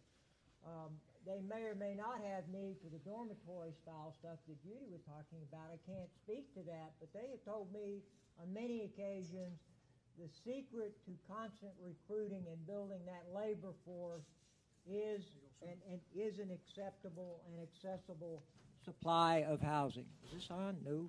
Okay. And then as you get into permanent supportive housing and more special needs populations, the arguments that the advocates and housers and service folks have all used successfully with the legislature and other folks is that when those folks are on the street and hitting jails, emergency rooms, or if they're in a assisted living facility or some unit that's more care than they might need if they could live in an affordable unit with some supports, with some service supports, it just it's much more cost effective than letting the institutions deal with them. Yeah, I know the Alice report, which was one that United Way touts so often, dovetailing with what Steve said, the cost of a person that is homeless in health. I mean, I'm looking at the cost to not provide housing, not only to just the workforce, but the cost to society. Right. They live many times in the ER because, as you would think, they're living outside, they're exposed to the elements, they're not living a healthy lifestyle. And I think the cost was, I know it was in excess of $100,000 a year for a homeless person to live on the streets. The cost to put them in housing is closer to, the most documented number I saw was closer to between 35 and 40. Okay, well, just do that math. Right. So the cost to society to not provide affordable housing is much greater than it is to provide housing. I want to make one comment, if I can, on those, because, we're a group that deals largely with elected individuals. We deal with some policymakers that aren't elected, but in the main, the ones that are going to really make the very heavy decisions are elected. And so while certainly what Steve and Sandy are saying is absolutely true, the thing that generates the most positive response is tying these kinds of activities to sustaining and maintaining jobs. I mean, I think that's sort of the ugly, it's not ugly, but I think that is where your story needs to have its greatest leverage, which is why I started with that.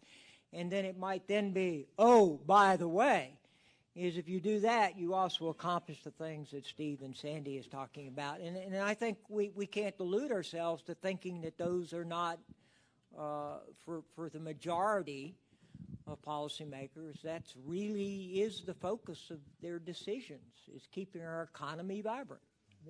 And I'll just add that one of the key aspects of making successful economic development in a community is having a successful and high quality of life. And the high quality of life makes that community attractive for residential developers and for large employers. And that quality of life for employers consists of access to, for people, it consists of access to jobs, access to transportation and transit, and access to health care and child care. And if, as a community, we can support creating those things, then economic development and housing associates with that, making a better place. Great question. Any more questions? Yes.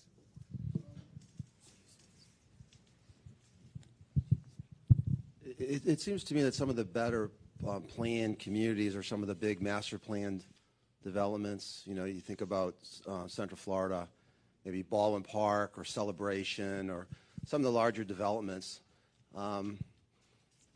It seems like we have a pattern of sprawl that we're developing. How do we address that? How do we do better planning from a municipal perspective? It seems like the private sector does a better job of planning than the municipals do. They're kind of overseeing what the private sector is doing.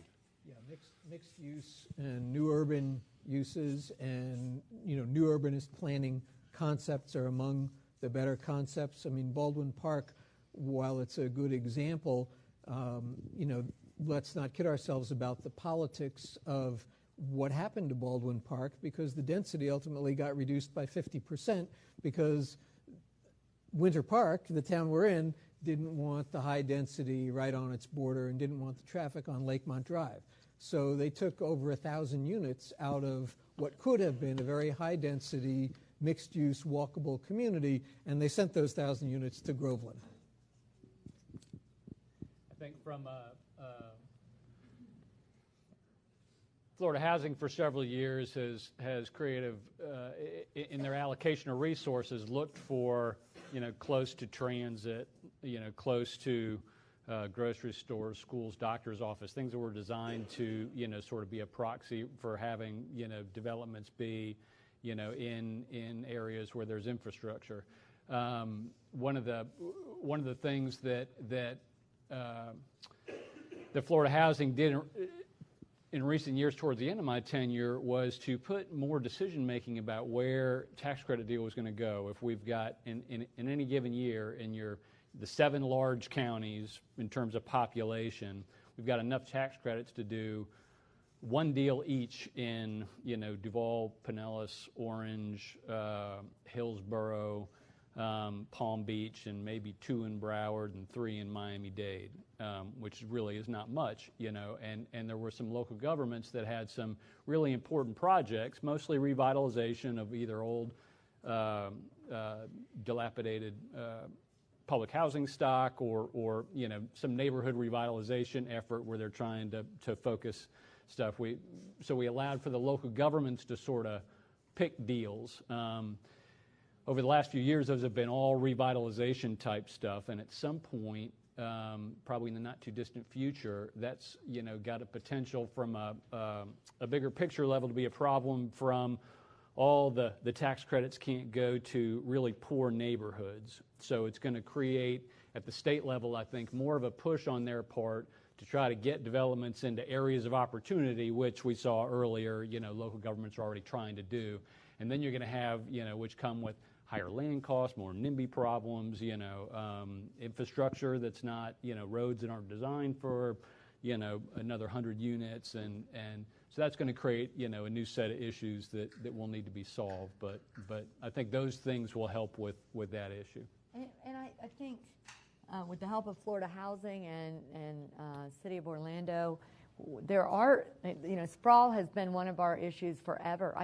I think we're doing better at that, though. I know what's going on with the UCF. I'm just kind of a deal junkie, and I like density. I love the energy of, I want to live in Manhattan, and I just don't.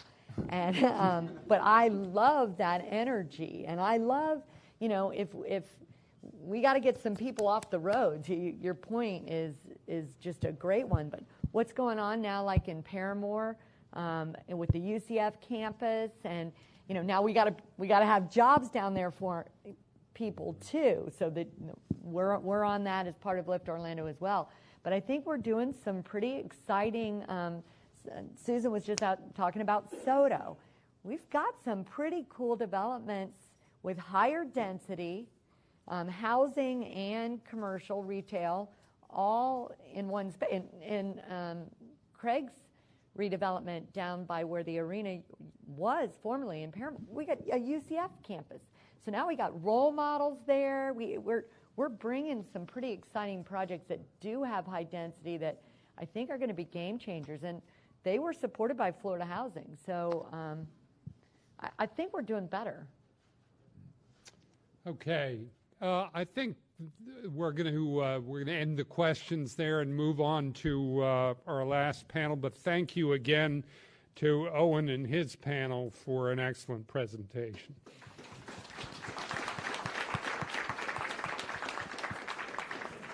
And as they make their way to their seats, I will introduce our next topic, which is the developer's perspective on building affordable housing. Here to make a presentation on that topic and then moderate a panel discussion on it is Craig Usler. Craig is the president of Usler Development, Inc., which focuses on urban infill real estate and business development in downtown Orlando. He is the developer of many notable projects, including the Residence Inn downtown Orlando, 800 North Orange office building, the Ivy Apartments at Health Village, the GAI building, 801 North Orange, and Thornton Park Central.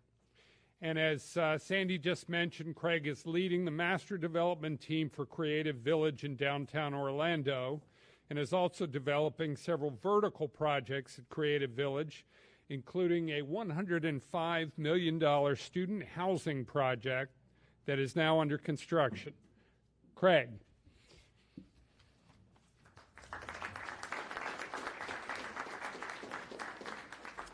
Hi, good afternoon. Our panel will be on speed, whatever, so we can get wrapped up on time. So we'll go a little quicker. So what I'm going to do is when the developers get invited to stuff like this, we know why we're here, and it's a good reason. But we're here to give exactly what this is titled, the developer's perspective. So I agree with most everything I've heard today, but I'm not going to repeat a lot of the policy. And I'm an urban planner at heart, so I'm not going to repeat the stuff that I think all makes sense from a planning perspective. What we're going to try to talk about is whether or not we think it makes sense from a development perspective, and even if we happen to think it makes sense, because we're all good guys, it might not matter to the home building industry in general. And that's really the question. It's that if you want to spend your whole life trying to find Sandy Hostetter to do your project, you can do that, and there are very few of her. Finding the golden whatever that's going to ride in and put the work in that it takes to do a project like Lyft, you can hope for that your whole life.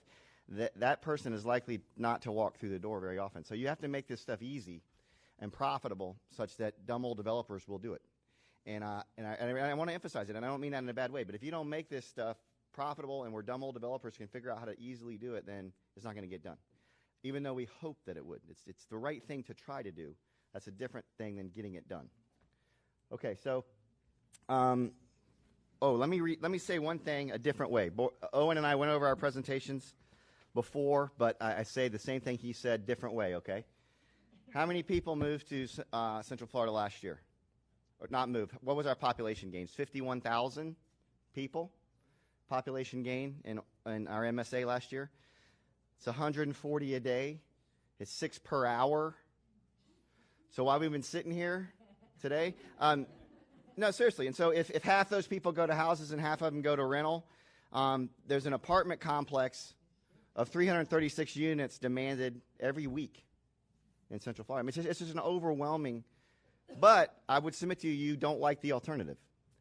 The alternative is to not have your jobs growing, to not have your incomes growing, to not have rents growing, right? So this is the economic circumstances, which are all good, lead to an affordable housing shortage by economic definition. That not because we're bad people or Orange County or Orlando is a bad place. Just by definition, we have sort of this economic prosperity that leads to an affordable housing shortage. So don't take it personally. Is kind of what I'm getting at. Okay, so this stuff we've covered. What I will tell you, what renter by choice, which is really what this boils down to, in a lot of ways, does have implications for developers because production home builders are different than production apartment builders. And so it does have something to do with how you allocate resources and high-rise versus low-rise and sort of horizontal lots versus whatever. So just keep in mind that it's not, you can't call a developer a developer. There are types of developers.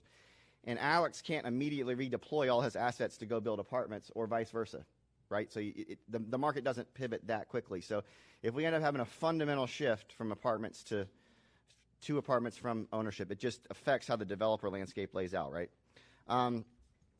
I would submit that we don't talk near enough about existing inventory when we talk about affordable housing. It's so hard to build your way out of the problem. I would submit that it's a lot easier to renovate your way out of the problem. And so I think that there's not enough talk, especially amongst developers, about how to do this at scale, how to renovate and adaptively reuse at scale.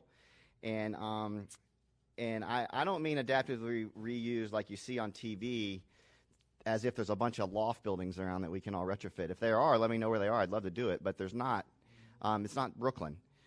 We have sort of 1 and 2 story, Lee Road type apartment inventory that we need to figure out how to do a better job of adaptively reusing and densifying more. And so we didn't talk hardly at all today about existing supply. I think we talked too much about new supply and more about existing supply. It's cheaper, by the way, for developers, and you can get some of these medium scale developers to do that. Everything that y'all want done at scale requires tremendously bankable and financeable developers. Atlantic Housing and Madame A Homes and all these are balance sheets that very, very few developers have. The more you look at adaptive reuse or renovation of existing property, you really bring down the financial requirements. Sandy will lend money on an existing house that will already appraise and whatnot. So think about that because I think we're kind of missing the boat there. This is what Owen said. If you have this, which is economic growth, you have an affordable housing problem. If you are Cleveland, you don't. And or Detroit or whatever. And so, be careful what you wish for. I will say that the supply and demand economics are influenced by the decisions that planners make. And so in places like Portland, this is a picture of an affordable housing project in Portland, they have such a progressive zoning code and land use policy that it does dictate the way that developers elect to supply product. But I want you to understand that developers are a simple bunch. We will build what we know how to build where you tell us to build it. End of story. It's not more complicated to us than that. So if you tell us to build, you don't like sprawl, then quit telling us to build it like that. I mean, that's where the lots are, and it's where the zoning is, and it's where, so we need to sort of make it that simple. A lot of stuff we've talked about today is above the head of most developers. The social implications and all that kind of stuff and all these financing stacks and all that, that's a lot for the dumb old developer to figure out. We just tell us where to put it and how to make a reasonable profit doing it, and we'll do it. So this is what you got. This is what our zoning code is written to produce, and lo and behold, it produced it. We have an incredibly effective zoning code in Central Florida. It's designed to build sprawl, and it did, a lot of it. Unfortunately, if you're trying to solve what we're talking about, you're much better off if you're in a walkable compact urban environment, you can address affordable housing much quicker, largely by what Stan said. People will trade neighborhood for housing. If you're in a sprawl development pattern, auto-dependent development pattern, which we clearly are, the issue is much harder to address. Said a different way, if you're an economics person and you like a word like efficiency, it's an efficiency problem. It's more efficient to solve the problem in a dense, walkable urban environment. We have an inefficient development pattern, so it's just much more difficult to unwind the inefficiency that is spread out versus compact, right? And so this looks silly from the air, doesn't it? I mean, but it's where you told us to build it, and it's how you told us to build it, and it's what size you told us to build it, and it's what size the customer would pay for. None of those are against the law or criminal or anything, and so we just have to reshape policy and everything to make it do differently.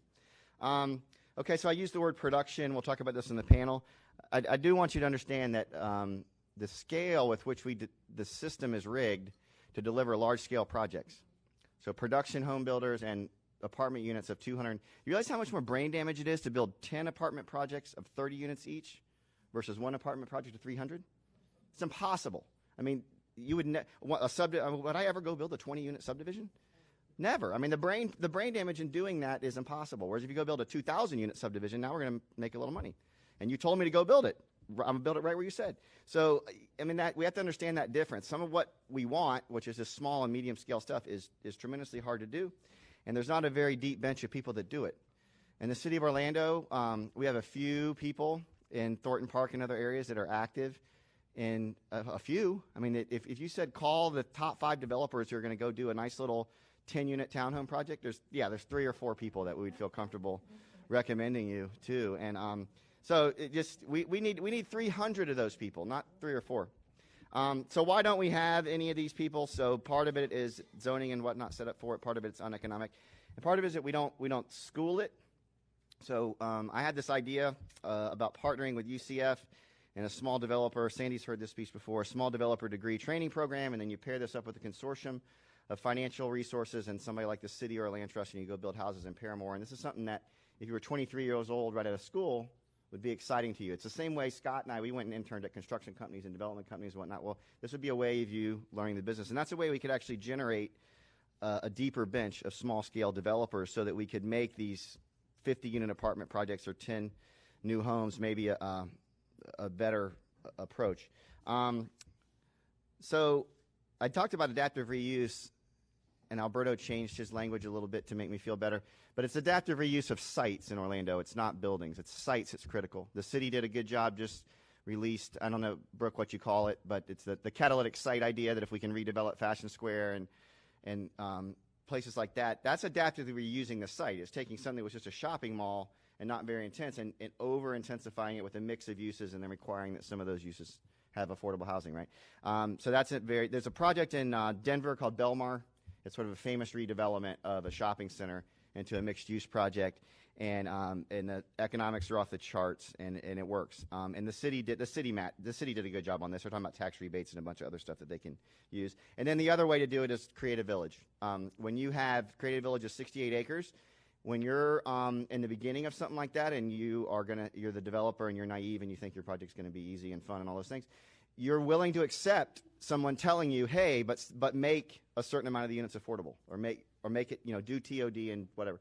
So because you've got enough scale to spread out in Baldwin Park and places like that are examples. So just whenever you're doing a big project, think about that. And we talked about, Florida Hospital has a workforce housing element in their DRI.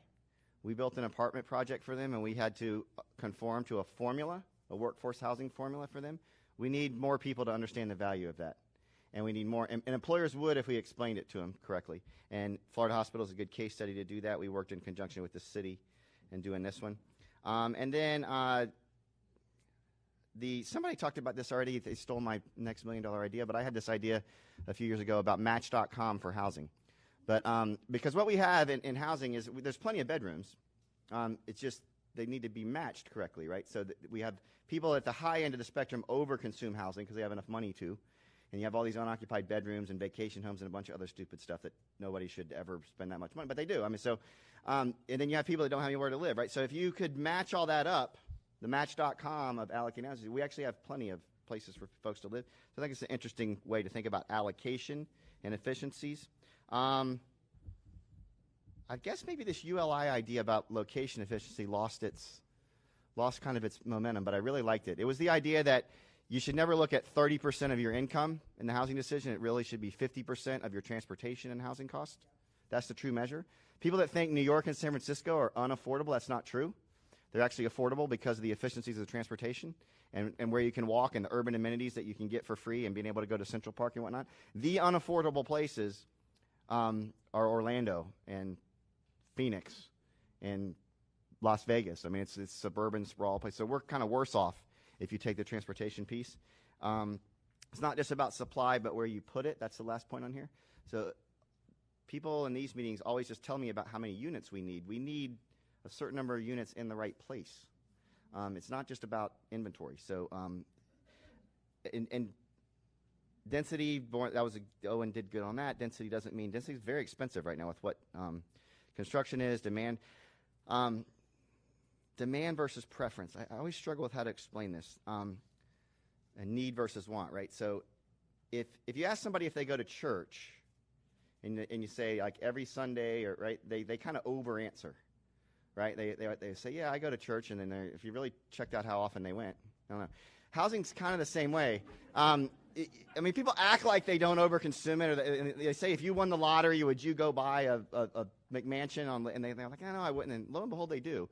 I mean, Alex will tell you, people will buy. I mean, what you build for them, and you build this really nice house, they do. So some of this stuff, when y'all are looking at studies and supply and demand and everything, I caution you to understand whether you're talking about demand or preference.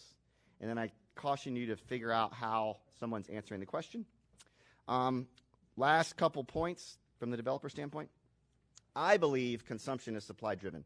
I believe people live in the house you build for them. I don't believe that most people sit around and contemplate the housing industry and what we're building for them and how big their bathroom should be. I think they just react to the supply we deliver. Not everybody believes that, but I happen to believe that on the housing side. I believe that it's very hard for me to go build a new housing type. If I go see Sandy and I say I want to build new housing, and she says, where are you building it? And I say, I'm building it in Waterford Lakes, and she says, great, there's a subdivision right next door that had 50-foot lots that just sold out. Why don't you build another one? Because I can prove it. If I say I'm going to build lofts in downtown Orlando for a bunch of millennials, she's going to be like, how the hell am I going to finance that? I can't, there's no comps. So it's just this weird balance between supply and demand. And if you hear me say nothing else about what developers want, it's two things. Both are not, these are not dirty words. We want control and certainty. I mean, literally, it's that simple. We want control and certainty. So if you do something, if you decide to do something about impact fee breaks or parking reductions or whatever it is, it needs to result in control and certainty or predictability for developers, because that's the outcome we have to have. Okay, no time to talk about Irby, but that's a place that rents by the bed, not by the bedroom. Interesting concept for apartment developers. And then political stuff about Sadowski we already talked about, and then solution. We talked about these. I happen to believe about what you heard today. In the near term, if you're trying to move the needle for developers, we'll ask the panel in a minute when they get up here. The three things I like are density bonuses, parking reduction, and impact fee credits. Those just real quickly move the needle for me. And I know they do for Scott, too. I mean, he'll talk about an example in Creative Village where we did a really progressive parking reduction that moved the needle. So I have the conclusion from the development community. This is the conclusion. It doesn't bode that well for Orlando. But the most viable way to meaningfully affect the affordable housing problem is through large, dense, mixed-use income projects, right, with access to transit. So you really can't have a discussion about affordable housing without having a transit discussion. This meeting, there's only half as many people in this room that should be here, because you're trying to have an affordable housing discussion without having a transportation discussion. Can't do it. Impossible. So we haven't wasted our time, but I'm just saying that it really is a lot about the transportation piece, as much, in some ways even more than it is about the land use and the planning piece. So don't forget that. I know our regional, I'm half joking, our regional leaders understand this. I know in the city of Orlando, everything we do at Creative Village and at Health Edge is linked to transportation strategy and planning around a housing strategy. So that's it for me. I'm going to bring up the panelists. I'm not going to do an introduction because it takes too long. And so we have Scott Culp with us from Atlantic Housing, and we have Bob Ansley from Orlando Neighborhood Improvement Corporation. Who else do I have? Mark Ozier from Contravest, and then I've got Alex Martin from Madame A Homes. So this is where it gets kind of fun. We're going to have a word associated with each panelist. Because part of this is to teach you to think like a developer. And it's different than thinking like a planner, right? So you should think about each one of these guys as a kind of a role player, right? So who's sitting the closest to me? Mark. Okay. I can't remember what word I came up with you. I have to look at my cheat sheet. Okay, I'll start with Bob because I remember his. Okay, so Bob's word is neighborhood. So when you think about what Bob does for a living, just think neighborhood when you think about my line of questioning. I'm getting scared about what his word is going to be for me. No, you're good. Everybody's good. They're all good. So think neighborhood for Bob, right? Mark, that's actually, I had apartment advocacy. One of the things that's been missing is the apartment development community has not had advocacy and political representation the way the single-family home community has. Mark's tried to change that. So Alex, he gets the word production, right? Because I still think it's lost on everybody what a production home builder does to make money, and how the bigger the widget and the more you can charge for the widget, the more profitable it is. It's much better. Why wouldn't you build a $500,000 house that's 2,500 square feet if everybody will pay for it? Even if the profits that same that Owen showed you, 10% of 500 grand is more money than 10% of 100 grand. See what I'm saying? So I mean, it's not percentage; it's dollars. And then Scott is scale.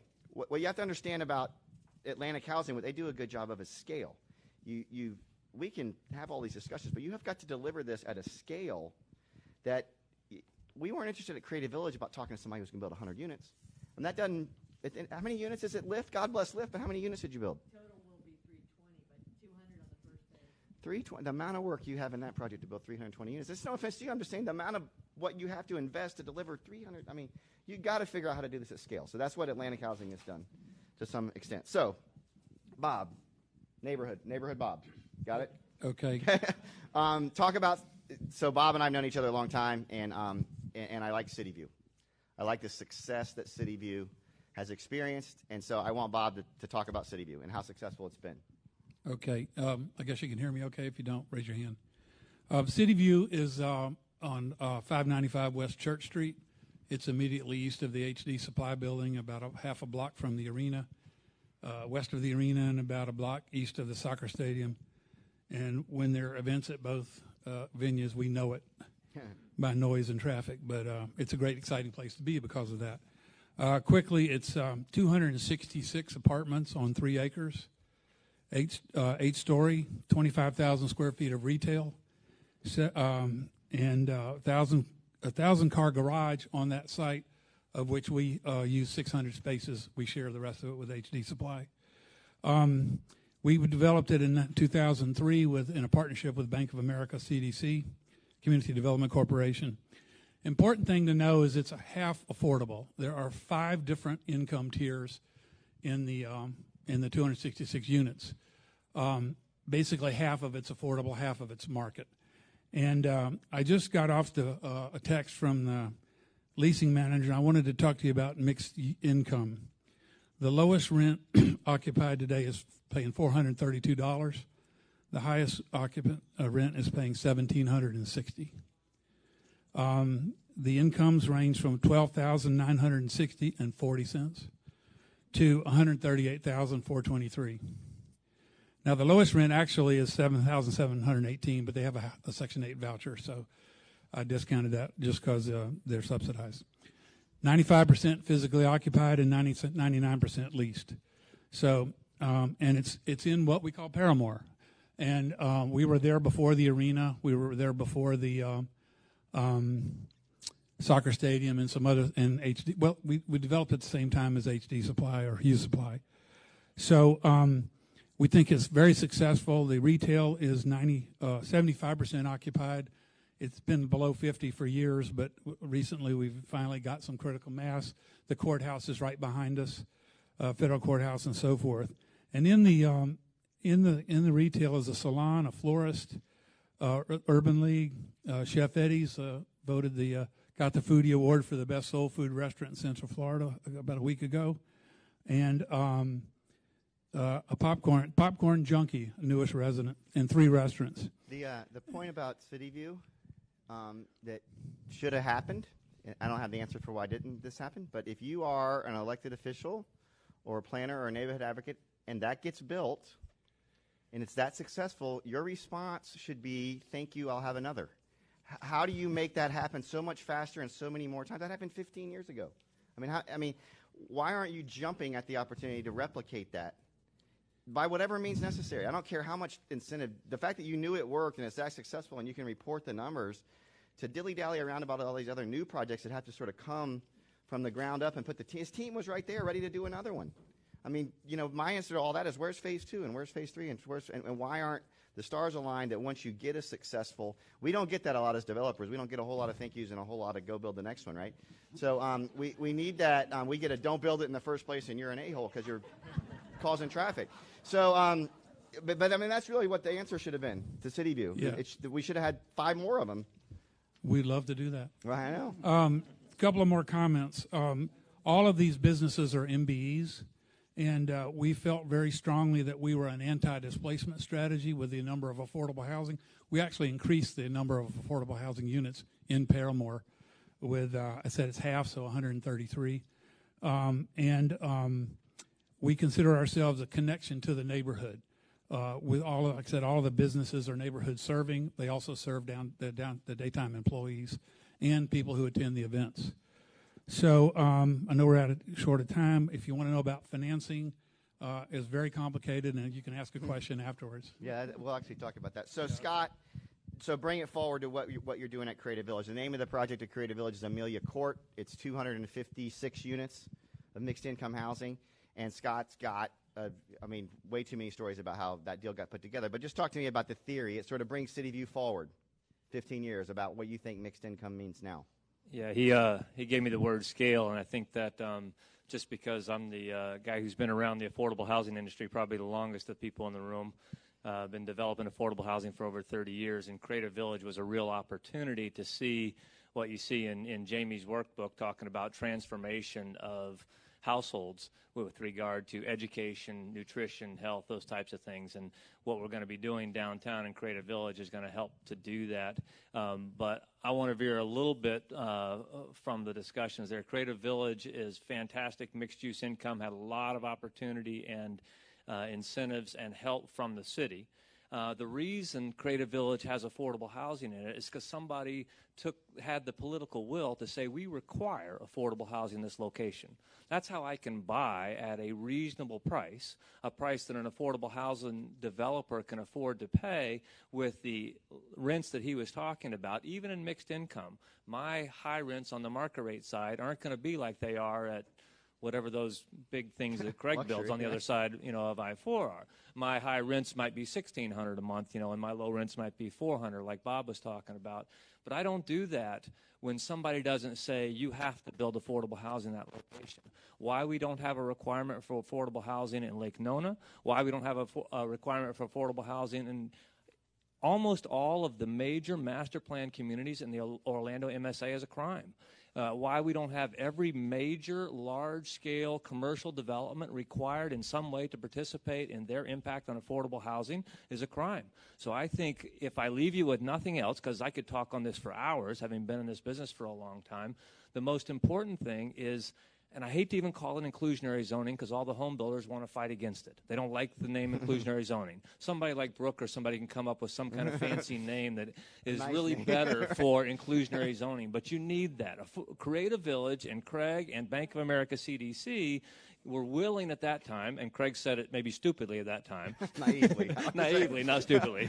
Irrational exuberance. To accept that and say, yes, we'll commit to that. We need that everywhere. And if we have that everywhere in the Orlando MSA, that goes much farther than almost anything we're talking about, although everything we talk about is needed in the toolbox, but you need the requirement in all these areas for affordable housing.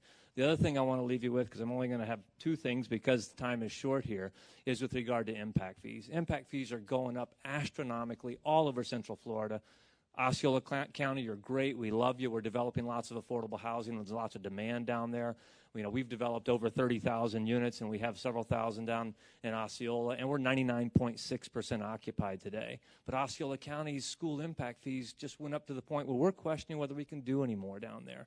One thing I want to leave you with, if you have political will, if you have elected officials that really want to do something, Ask your legal teams to look at the Fair Housing Act and look at disparate impact and make a determination on the federal level. Can I say to my local jurisdiction, I'm not going to charge the same for affordable housing units because it creates a disparate impact?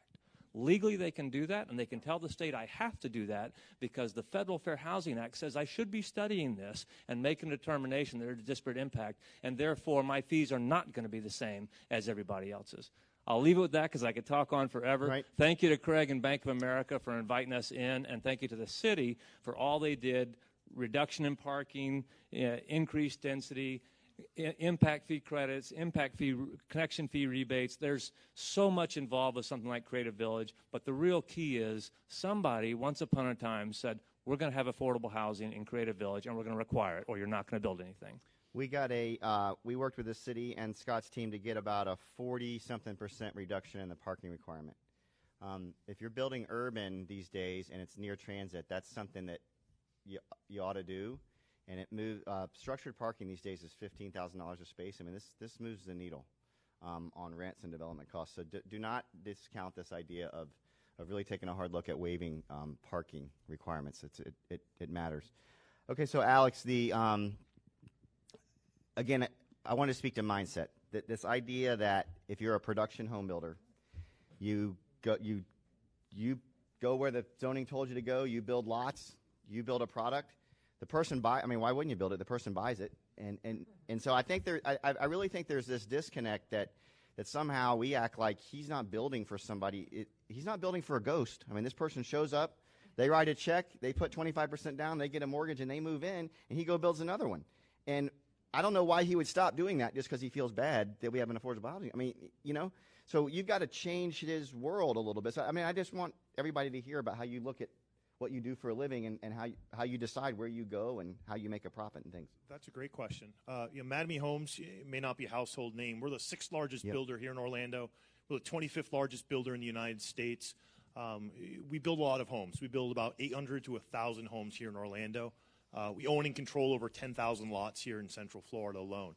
I'll be honest with you. To answer Craig's question, we serve the market. Right. We don't control it. We give the market what they're seeking, and we try to do it as quickly and as profitably as possible. And ultimately, the barriers to affordable housing, ultimately, they're twofold for me. Well, threefold. I think it goes back to what you were saying. I'm not forced nor compelled to do it. I build what I am told. I serve two customers, regulators and consumers. So I have no choice but to serve them. So if I want to build a widget that the regulatory body won't allow me to, I can't build it. If they will allow me to, but the market won't bear it, I will not build it. So if I'm compelled, and I think Owen had brought up through a carrot, not a stick. Right. I built for 15 years in the Washington, D.C. market. They have a fantastic affordable dwelling unit program. I am compelled through density, through what they consider impact fees. They call it something different. They're proffers. We are motivated to build affordable dwelling units. We're proud to build affordable dwelling units because ultimately, and Owen's absolutely right. Our margins are down today versus 10 years ago. And whether we like it or not, I heard a lot of great talk about 500, 400 square foot units. That's not what the consumer wants today. And I think I was talking to someone at my table earlier. Why is that? When gas prices went up, how many people stopped buying or sold their SUVs? And what was the first thing everyone did when gas prices came down? They bought their SUVs. And unfortunately, our market is conditioned to the same thing as it relates to homes. And the data bears out over a 50-year period. We all love to sit around the water cooler and talk about our 3,000 square foot, 4-bedroom, 3.5-bedroom house with a pool in the backyard.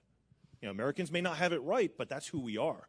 So I think ultimately the goal to change the psyche, to give the consumer something different, is to continue to serve that buyer, give them what they want in a profitable way.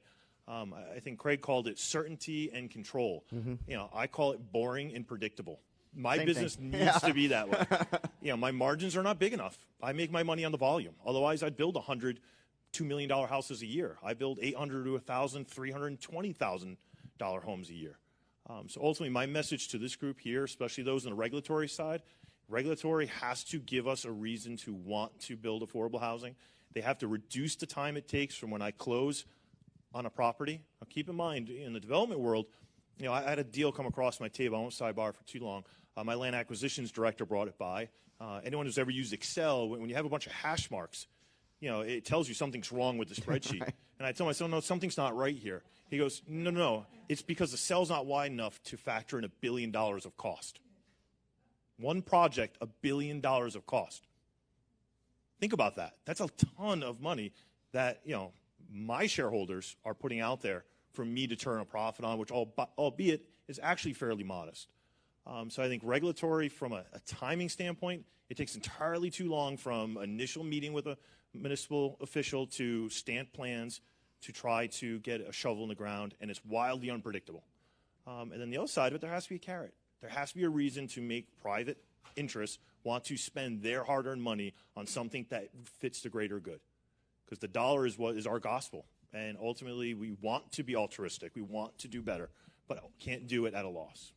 Mark, so Mark's going to talk about, what I want you to talk about is sort of how this affects the apartment world and what you see. So there is this opportunity to say, if the market is shifting from 60-70% houses, single-family houses, to apartments. So what does it mean? I mean, is it realistic to think you'll start delivering apartments in a different form, micro units, smaller units, rent by the bed, whatever? Or is all that just sort of planner speak? That, like, we saw that at some ULI convention, it sounded neat. But I mean, I'm finding very few built examples of this. I hear a lot about it. So I'm just curious. I mean, how do you see it? What's your read on those factors? Yeah, to answer your first question on that, I do think it's ULI speak. You know, the micro unit, it's there. It's in some markets in the country, and it works for a small percentage of the demand population for that. Your initial question on, you know, my word being advocacy and for apartments, I think this panel's well conceived because I represent, I guess, the conventionally financed multifamily developer on the panel. We have a home builder, two affordable builders, and I guess Craig's a hybrid of that. But from an advocacy standpoint, the point that I want to drive home, and most of you in this room know this, but I know there's a lot of cameras here, and this is being on the internet, so I'm really speaking to those people. But multifamily housing and apartments are misunderstood and discriminated against. Most of the public think when we're building an apartment, we're building a crime factory and a car production facility. You know, the growth is here, the cars are on the road, the jobs are here. We're just providing the housing for them. So we need to produce more housing, and many of the speakers prior to this showed all the statistics for that. But right now, the National Apartment Association has a study that's out. I know you quoted another study, but the National Apartment Association did a study over, I think it was 50 different markets. Orlando was one of them, and they determined by 2030, we need 130,000 new apartments, and that doesn't include any that are going to go out of production for a rehab or whatever. So that's 130,000 units are needed in only the next 12 years. So that's, if you have an average 275 units per community, that's 472 developments we need in the next 12 years. That's 39 a year, apartment communities. So when I go to local municipalities and I go to zoning hearings, or I'm there to speak for the apartment association, I hear the public get up and say, I don't want any more apartments. I'm tired of driving down the road and seeing another apartment going up. And so the public's wrong. We need them.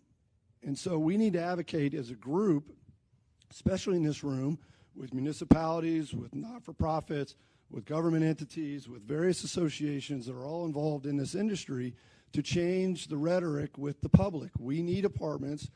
We don't have enough of them today, and we need more tomorrow. And so when one is going up next to your neighborhood, you can't stand up and say, I'm an NIMBY and I'm not going to have it.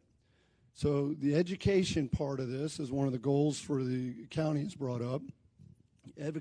Education equals advocacy.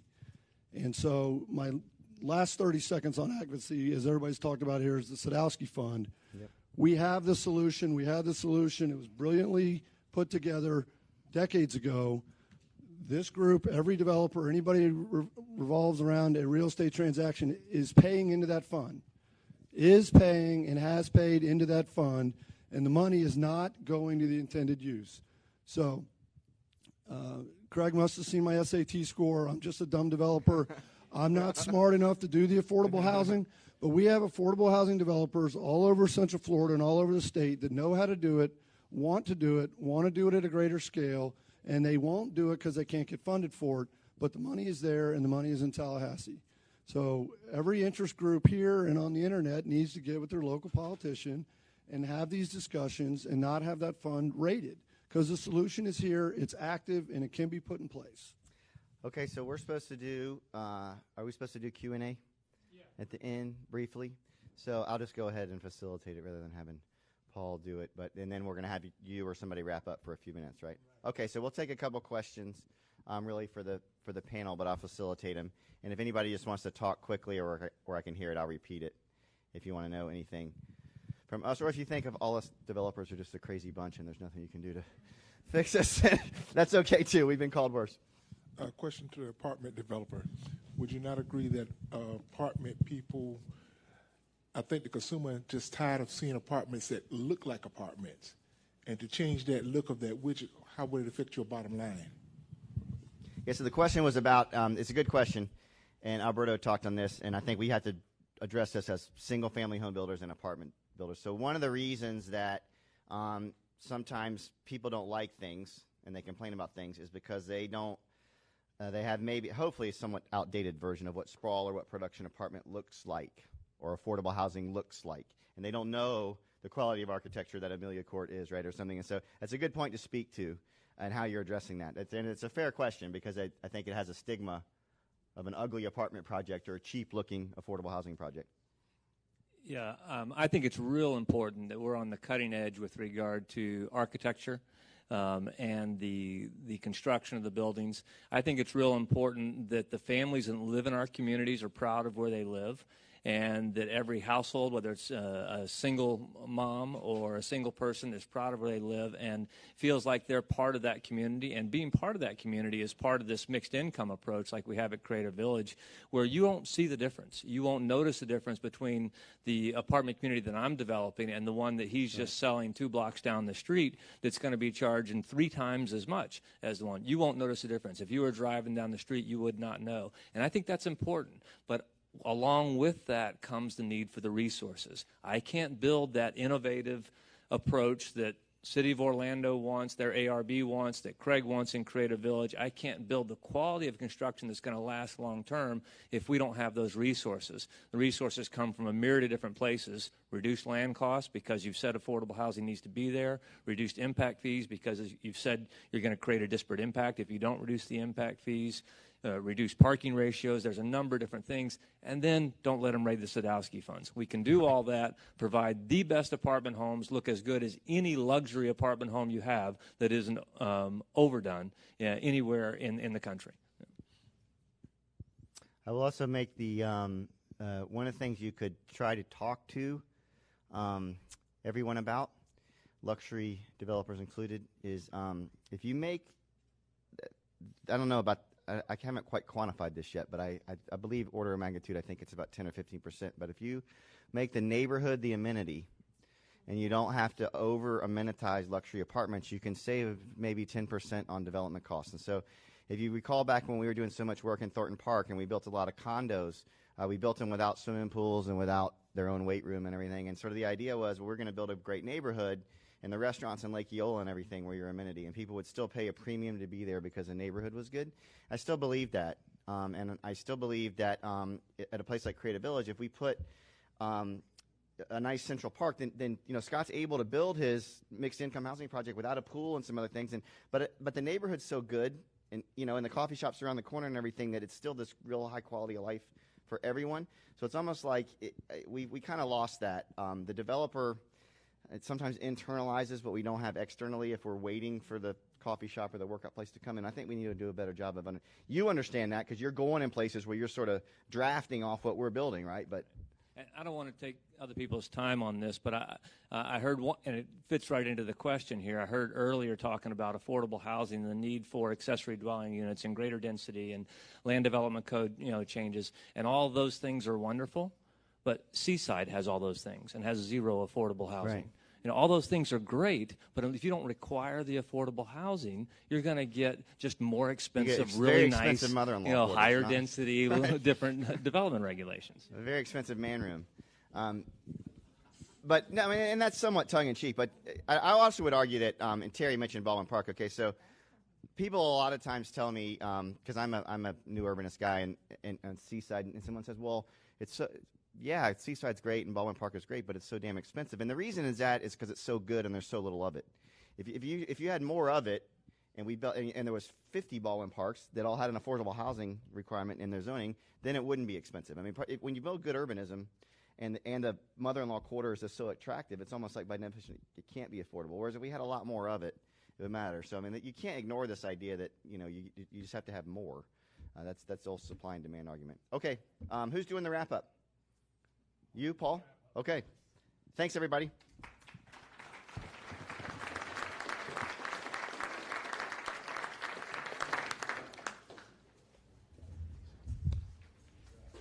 Thank you, Craig, and the panel for another great presentation. Now we've reached the end of our program, and for this last part of our program, the closing remarks, Mitchell Glasser will deliver them. He is the manager for Orange County's Housing and Community Development Division.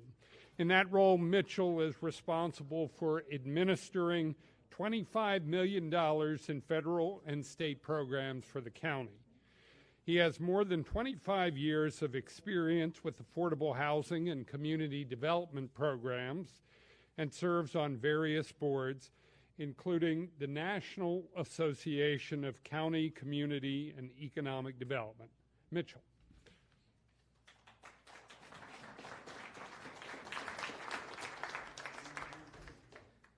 Thank you, thank you. I promise this is going to be the last speaker you're going to get today. And I'm really thrilled to see how full the room is and how interested everybody is in this topic. Some people asked this question, and I'm going to, what's next and what are you going to do and how the plan's going to occur. And we've worked on a schedule, and I'm going to share some of that with you.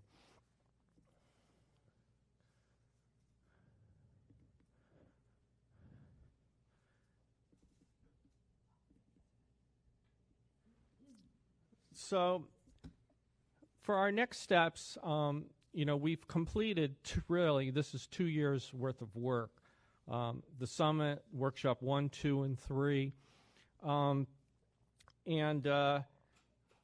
We really, when we started on this journey, at the direction of Mayor Jacobs, we pulled together the top housing professionals and the planning professionals from all the jurisdictions, so Orange, Seminole, Osceola, and City of Orlando. And it was a unique group, having the planning professionals high level, having the housing people there.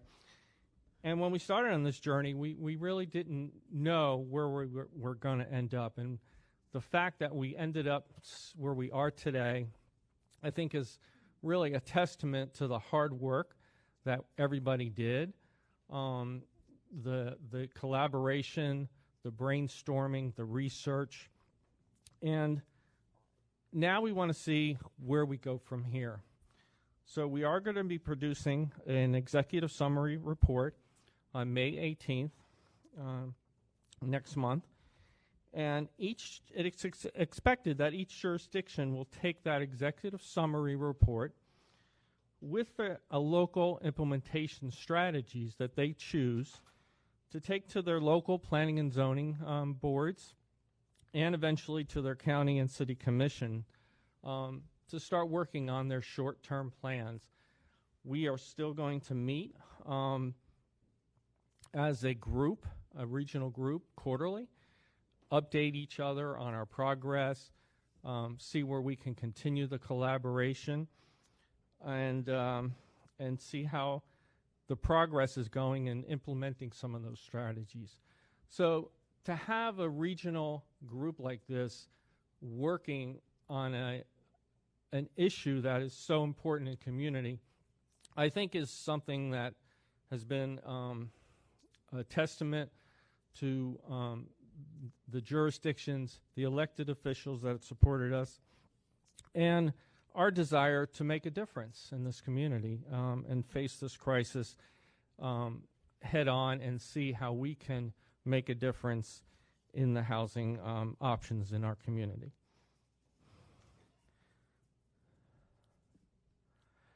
So, like most planners, they like implementation schedules, and we have one.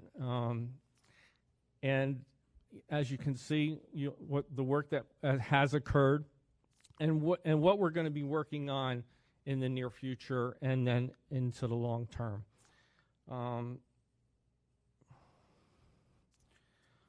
All of this information that we shared with you today, and all of the presentations from workshop 1, 2, 3 are all on our website. So by, I think, Friday of this week, you'll be able to download or view all the presentations today. In closing, I'd like to say this framework provides a unified vision for our region. It's important to note that it's flexible, it's adaptable to each county and city's changing needs and housing market. Its intent is to look at the housing market with a different lens. Its purpose is to move the private sector and the public sector to partner with each other in a larger platform to create a more diverse housing market for a variety of income groups. To move the needle, we have to have more developers, large, medium, and small, build the supply we need to create a more inclusive community. I want to thank all of our moderators and speakers today. I want to thank Paul Owens for moderating this workshop. I want to thank GAI, our consultants, who are helping us pull together all this information for our executive summary report and for future presentations. I want to thank all of our regional partners for joining us on this journey and for all the participation over the 2 years. The journey doesn't end here. The work starts and it continues into the future. I do want to thank Alberto Vargas. Both of us were kind of co-leaders of this initiative. I like working. I think Alberto and I work very well, but keep that a secret. I want to thank all of Orange County staff, you know who you are, who were deeply involved in this work. And I want to thank all the elected officials, especially Mayor Jacobs, who not only supported this effort, was very much involved on a regular basis, staying up to date on what we were doing and the direction we were going. And that concludes my remarks, and thank you all for coming today.